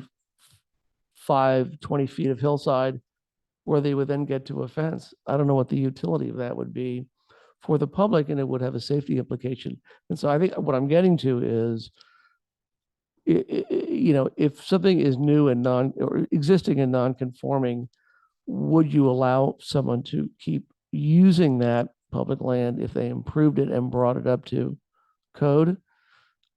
I think it really depends on what the circumstance is. I think that's why this is so difficult to deal with. In example, your place, as you cite, there was another factor, the validation of those improvements from a safety perspective, that would justify that retention of that fence in an updated new form. But if that condition didn't exist, if there was a opportunity, an equivalency of moving the fence back, I personally would feel that the Planning Commission should have the design intent to minimize encroachments, even if they are existing. So certainly the fact that someone has it, I don't believe should be a factor that they have an absolute right to keep it. if it's necessary from an access perspective, if it's necessary from a safety perspective, all the factors that we talk about, that makes perfect sense. And I think the Planning Commission does have that guidance to do so. It's in my experience, we've had that problem as a planning body at that point in time when someone has it, they don't want to give it up. So they design their significant renovation around keeping that encroachment, as it were. And I think I see this item in that way. I mean, do we disfavor keeping what you have for the sake because you have it, as opposed to having a real need to keep it? In the case of a validation of it, improving because you need to maintain the hillside, you need to protect against that fall off, items like that. And we had the similar situation with the curbing at 135 Belvedere a few weeks ago. The fact that they had it doesn't mean they necessarily need to keep it. Right. So I'm curious other people's perspective on that as well. Just one last, if I may comment, just to pick up on that point, and then I'll drop it. If you take the example of 300 Bella Vista, the Bowers house, which is very much similar to mine. It's not just taking the fence down, it's chopping down one half of the garage and making any portion of that building inaccessible from the road. Because the city owns the road and like 25 feet to where now the half of the Bowers garage would be. Same situation with me. And so you could do that. The city could do that, right? It absolutely has the power to do that. The question is, what is the utility of that? And how would the public then use that land? How would we be benefiting and returning that land to public use? And I just, that's not a rhetorical question. I'm saying that's what I'm struggling with. That's where I brought up the concept of the scale of the project. I mean, we have that criteria for many other things, whether it's FEMA improvements or other things. If someone's renovated a whole project but wants to keep their and I'm not familiar with this particular project, so I won't comment on it directly. But if they have the ability to move it back, given the scale of their project, wouldn't we want people to be more conforming than not? And if it was a possibility, given the scale of their overall improvement, if they're tearing down the garage and rebuilding it, we would want it to be conforming if it was all possible, given the topography or the physical constraints of the property. If there was a topographical issue or a constraint on that property, there's no other way to do it to have that garage accessible from that road. Of course, that would be a reasonable and acceptable validation of that improvement, because there's no other way to have achieved that same vehicular access in that point. Yeah. So I guess I'm looking for that language where, what's favored or disfavored, or what the intent of the Planning Commission going into it should think. That if we have the opportunity to remove nonconformities, we should possibly try, unless it's validating from a safety perspective, it's validating from an infrastructure perspective, or it's the only ability to achieve that same use. And I think something like the language, or that's the germination of language that we could land on, that is a principle, and that the planning department and the city council could organize around. Is it feasible to have a garage, and I'm thinking of the Bowers property on Bella Vista goes straight down, I mean, like, I don't know how they would build around that, but that principle, if it's feasible, if it's not insane, then we should favor it being conforming and not having an improvement in the public right of way. Something like that language, I think, is a great place to start to work on. If I may. Please. 2 points that this discussion brought up in my mind. One, that we return to the limitation in our revocable license documents that continually looks to what is necessary. And so in my mind, that means that some even existing revocable licenses may not be all or nothing, black and white, but that the revocable license may be reduced to what is necessary to provide the benefit to the homeowner. And what still gives a benefit to the city. So in my mind, that is certainly something that we should look at in the language.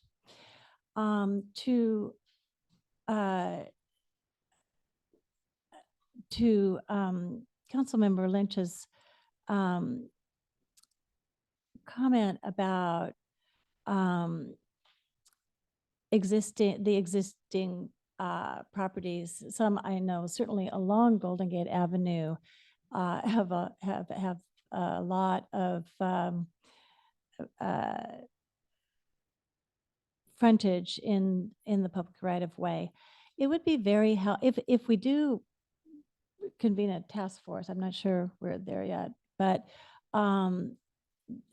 or if staff develops these new policies, I think it would be very useful to get the map, to find out where the real problems are. And I know that when I was on the planning commission, we had a number of Golden Gate Avenue properties in the 300 and 400 blocks come up that really had been built a long time ago and had exactly the problem that Councilmember Lynch is referring to.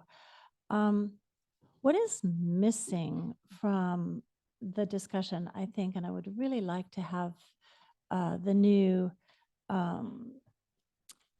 analysis involved, is we tend to be, we're asked, what is the benefit to the city? So sometimes it's landscape, sometimes it's a shift in insurance, sometimes it's other improvements of the streetscape. I would like us also to consider what the detriment to the city is of removing public land from public use. So by the way we've been looking at this may not be giving us the tools we need for the analysis that's really the intent of the code. When we balance the benefit and the detriment, we always have to look not just what the homeowner is getting, but what the city is giving up. And a classic example, but it's not the only example. Well, the two examples I can think about are the lanes, which we have policy of protecting for a lot of reasons, but also one that keeps coming up before this council, and that is the width of the street. So Belvedere has narrow streets and windy streets on the hills, and it is difficult in this sort of mosaic fashion that come to us in individual projects to make sure that by granting a revocable license to one applicant, we're not creating a detriment to everybody else who drives that narrow street every single day. So I'd like to see more of that in the overall analysis.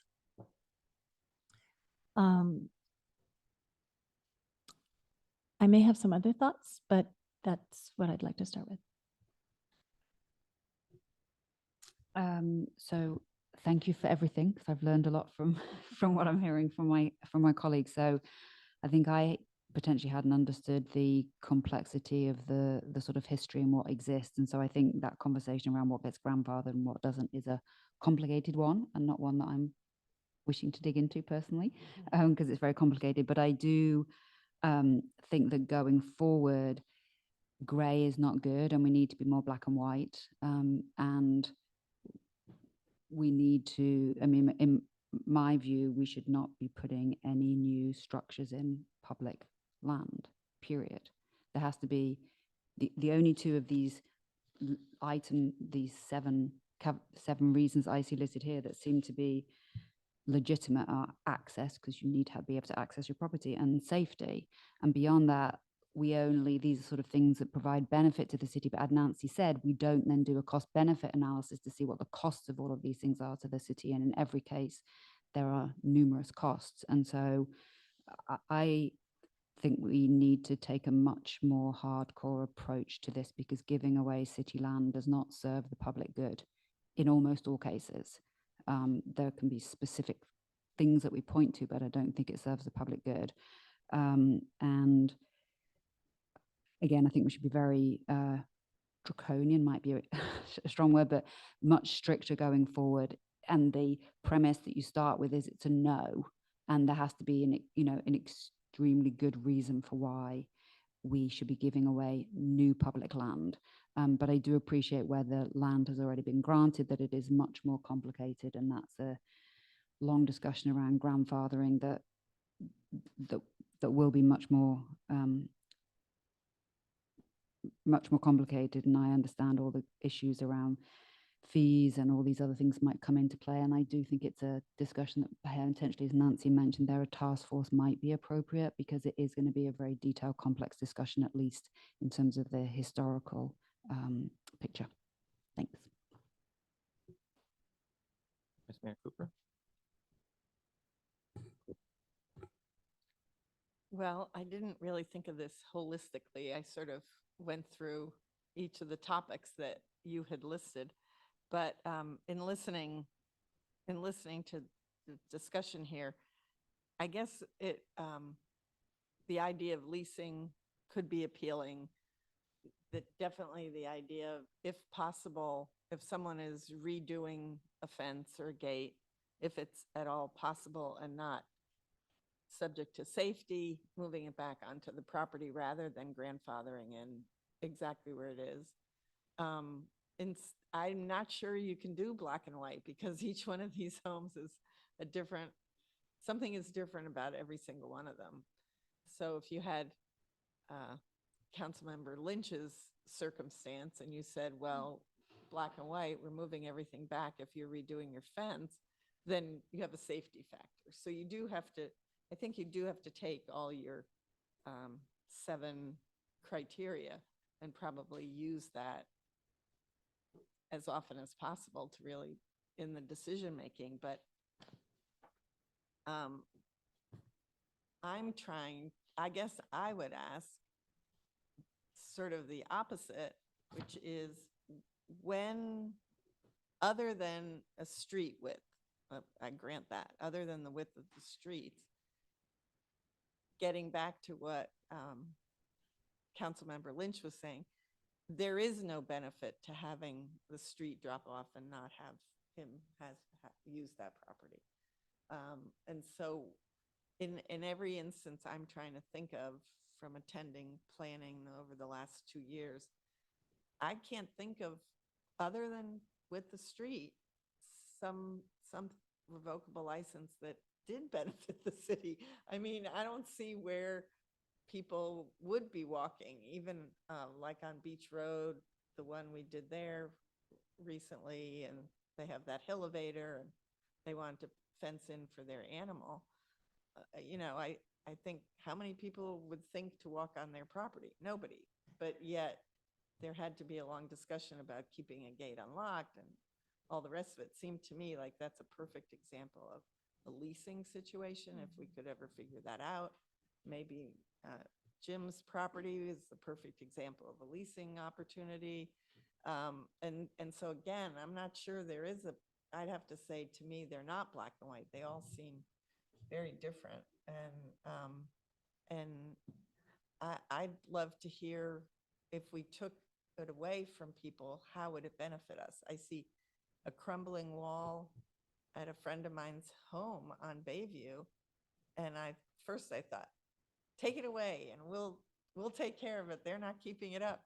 And then I learned how expensive it is to pour a concrete wall if we had to pay for it. So, I think I don't know what the answer is to that. Like we've all been saying, there's no special answer. One thought that you had mentioned that was appealing to me was the reapplying for a revocable license after a certain amount of time. Again, maybe a task force would discuss what that timing is. Maybe you'd have a scale of, the first 10 years. If it's kept up, then it's an automatic for another 10 years. If it's not, then they would have to go through the reapplication process. And living on the flats, what affects most people, because we have the most sidewalks in the city, is, of course, growth into the sidewalk with the landscaping that's on city property.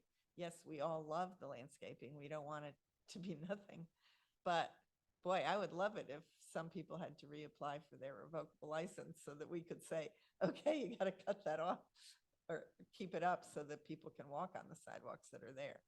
So I think there are a lot of, we've all talked about a lot of options here. And I think it's a great conversation because we all have experience in different aspects of it. And, but I don't know if that's helpful to you. Can I just wanted to comment on the black and white, because I agree entirely that in terms of what already exists, it is completely nuanced and grey, and that's why we need to think about parameters around that. I think my comment about black and white was more going forward, that the assumption has to be when you're putting in a new application for, you're doing a new project, there is no city land to have. It has to be extremely extraordinary for that even to be a consideration for the Planning Commission and the City Council to approve a revocable license that's new, where there isn't an existing improvement. I think that was the point I was trying to make. Yeah, I tend to fall in line with Councilmember Wilkinson on this, that there's lots of processes that can parse nuanced and complex models. And we certainly have a complex model here that we can try to add some clarity to and add some structure to as we go forward. I don't think anybody's proposing going back and changing licenses and retroactively change anything. I think we're looking to provide as much guidance and as much clarity going forward so that we have as clear a set of rules as possible. I think there's 2 points that are important that I see about it. One is the exclusive use. I think there's 2 terms of that. There's the legal term in the document itself that basically says that it's not exclusive by the mere fact that it is revocable. Mm-hmm. That's a separate issue than I think how we need to look at licenses going forward. The non-exclusive use is also a soft term relating to how the use of this land is presented in front of someone's house. Landscaping and access way across it, open air, recycle enclosures, things along those lines. That's not exclusive use. It's private. It's predominantly exclusive in the fact that it's their utilization of the land and it's their landscaping, and they may have irrigation in it and so forth. But it's not closing off, privatizing that land. The public is benefiting by the fact that it's more pleasing and it's more aesthetically it's more aesthetic than a fence right up to the roadway in that point in time. So the exclusive use, as I see it, relative to approving new uses in this license area, is closing it off, is creating an enclosure, is creating a fence and a gate that discourages someone to enjoy that space visually or otherwise. So I think that's an important consideration that I think we all think the same way, that exclusive use should be disfavored, should not be utilized for new developments as much as possible.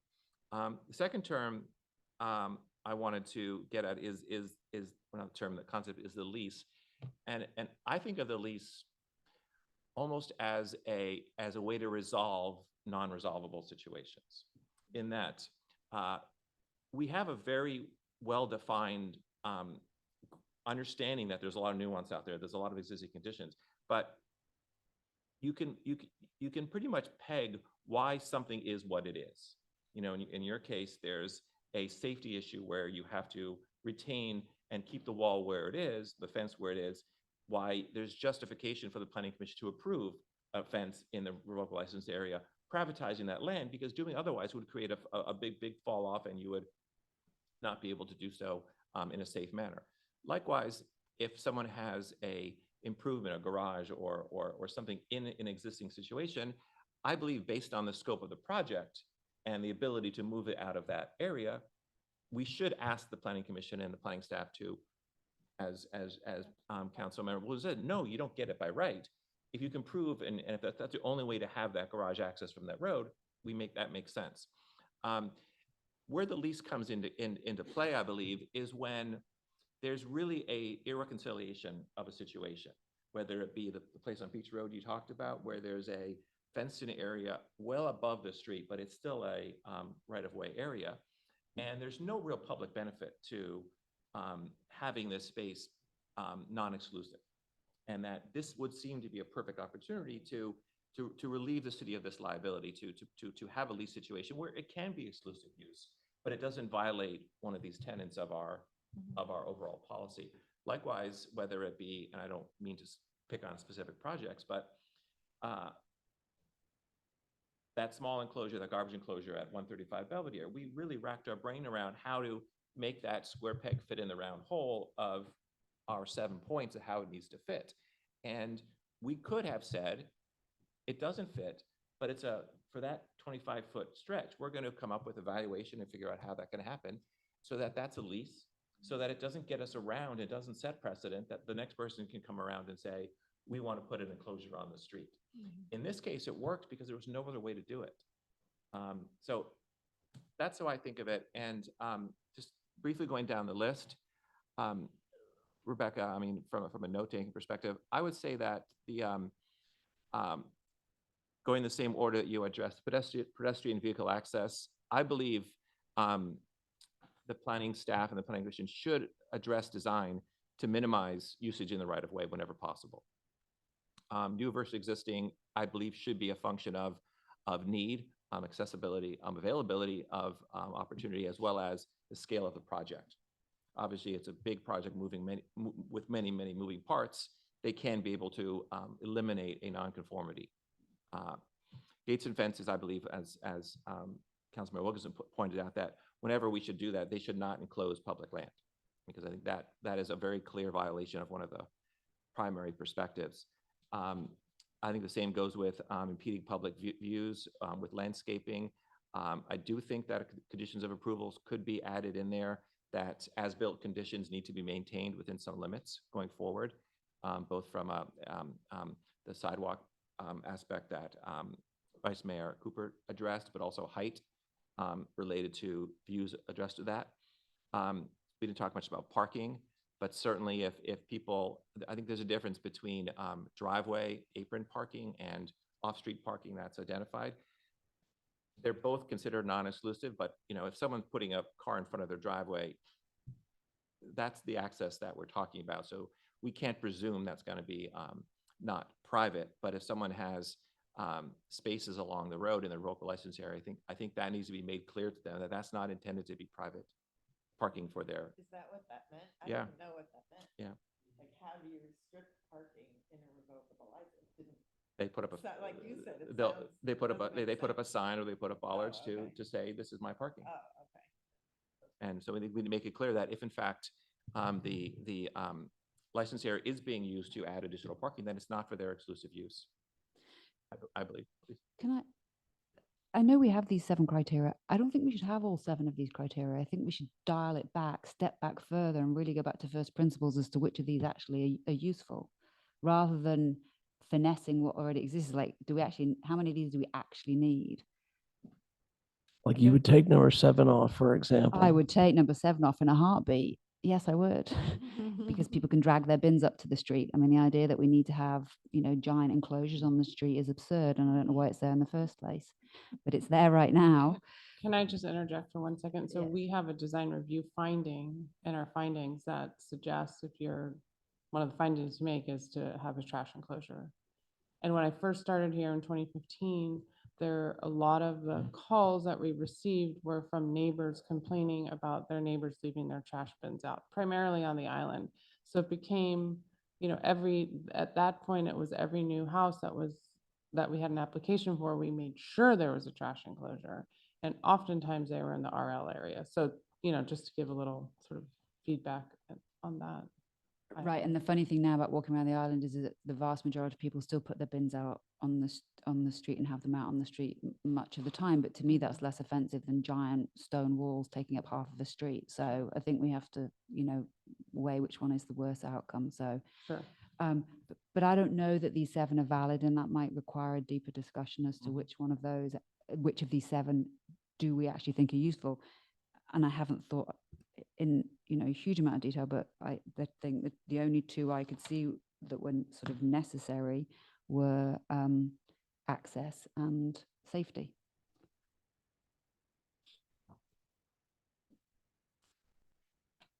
Even with respect to the access, as we're having this really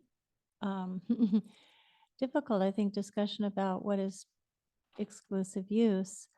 On the island, this may be on the lagoon as well, but I can't think of specific instances, but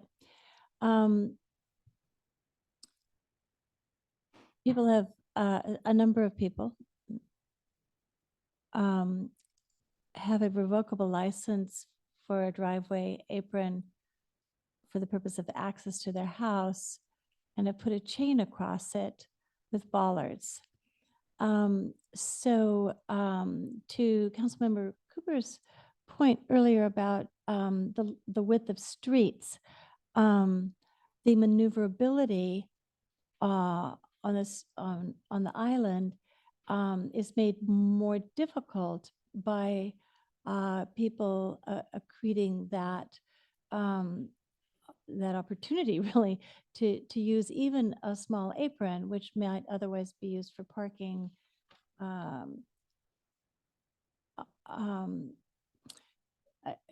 Is again, as I mentioned before, a detriment to the city. So this is what I think that it's a great conversation.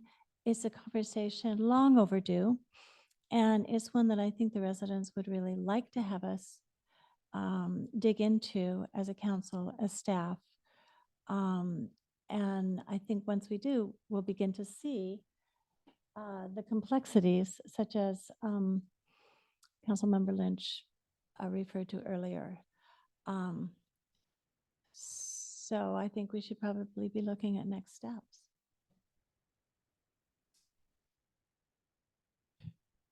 Sorry. It sounds like maybe we should form a subcommittee and then bring it back to council for further discussion. Okay. Should the council wish to make that motion? Why don't we do that? And any more thoughts and comments before we, and I can talk offline with Director Markwick about the constitution of that subcommittee thereafter. Any further comments on any of these items?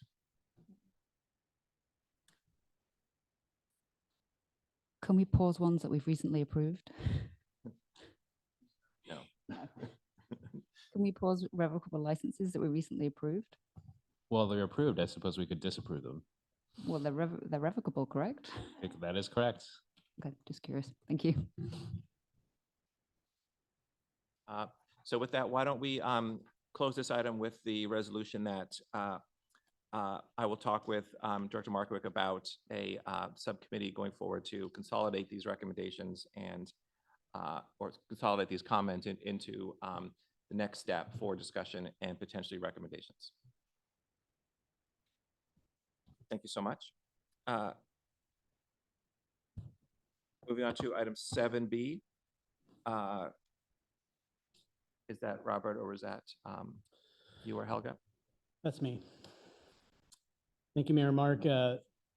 This item is for a resolution proposing a budget amendment for one-time bonuses for city staff, acknowledging their hard work and in the challenging 2023 fiscal year.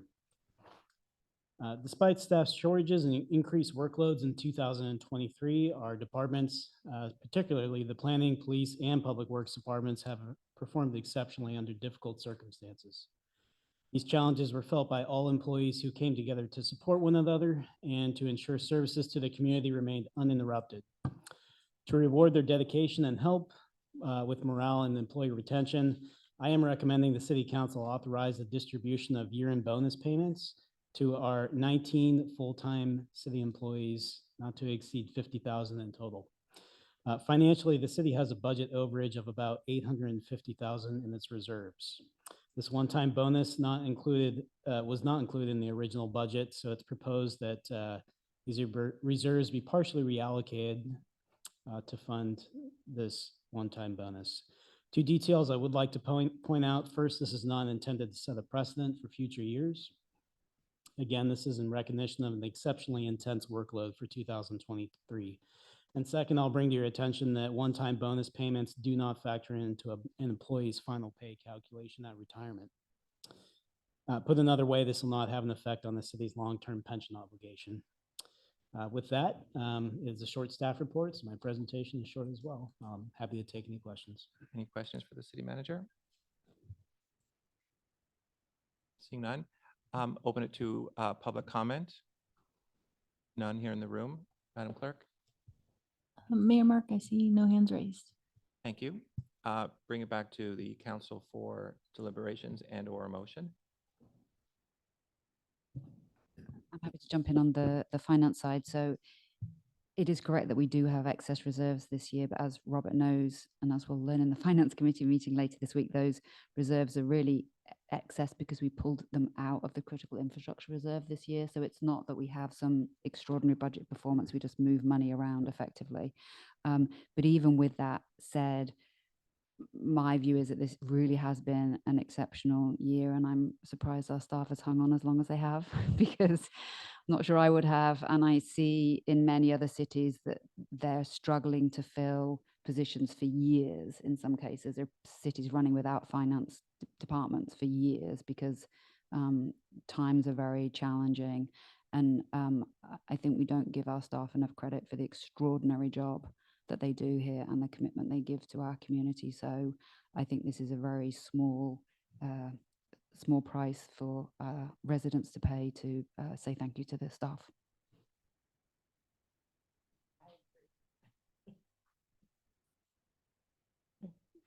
Can I entertain a motion? I'll move to approve the resolution. Second. Thank you. All in favor? Aye.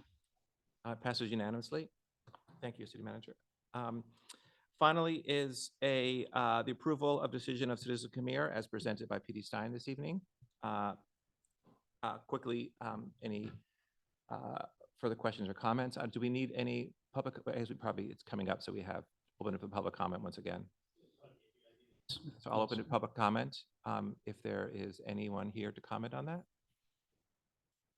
Seeing none, Madam Clerk? There are no hands raised. Thank you. Any further comment or a motion to approve the decision of the Citizen of the Year Committee? I move to approve the resolution. Second. All in favor? Aye. Wonderful. Finally, item 8 is our open forum, an opportunity for any citizen to address the City Council, any matter that does not appear on tonight's agenda. Anyone in attendance for the open forum? Seeing nobody. Madam Clerk? Mayor Mark, there are no hands raised. Thank you. So close the open forum and adjourn the meeting for December 11th. Thank you so much. Thank you.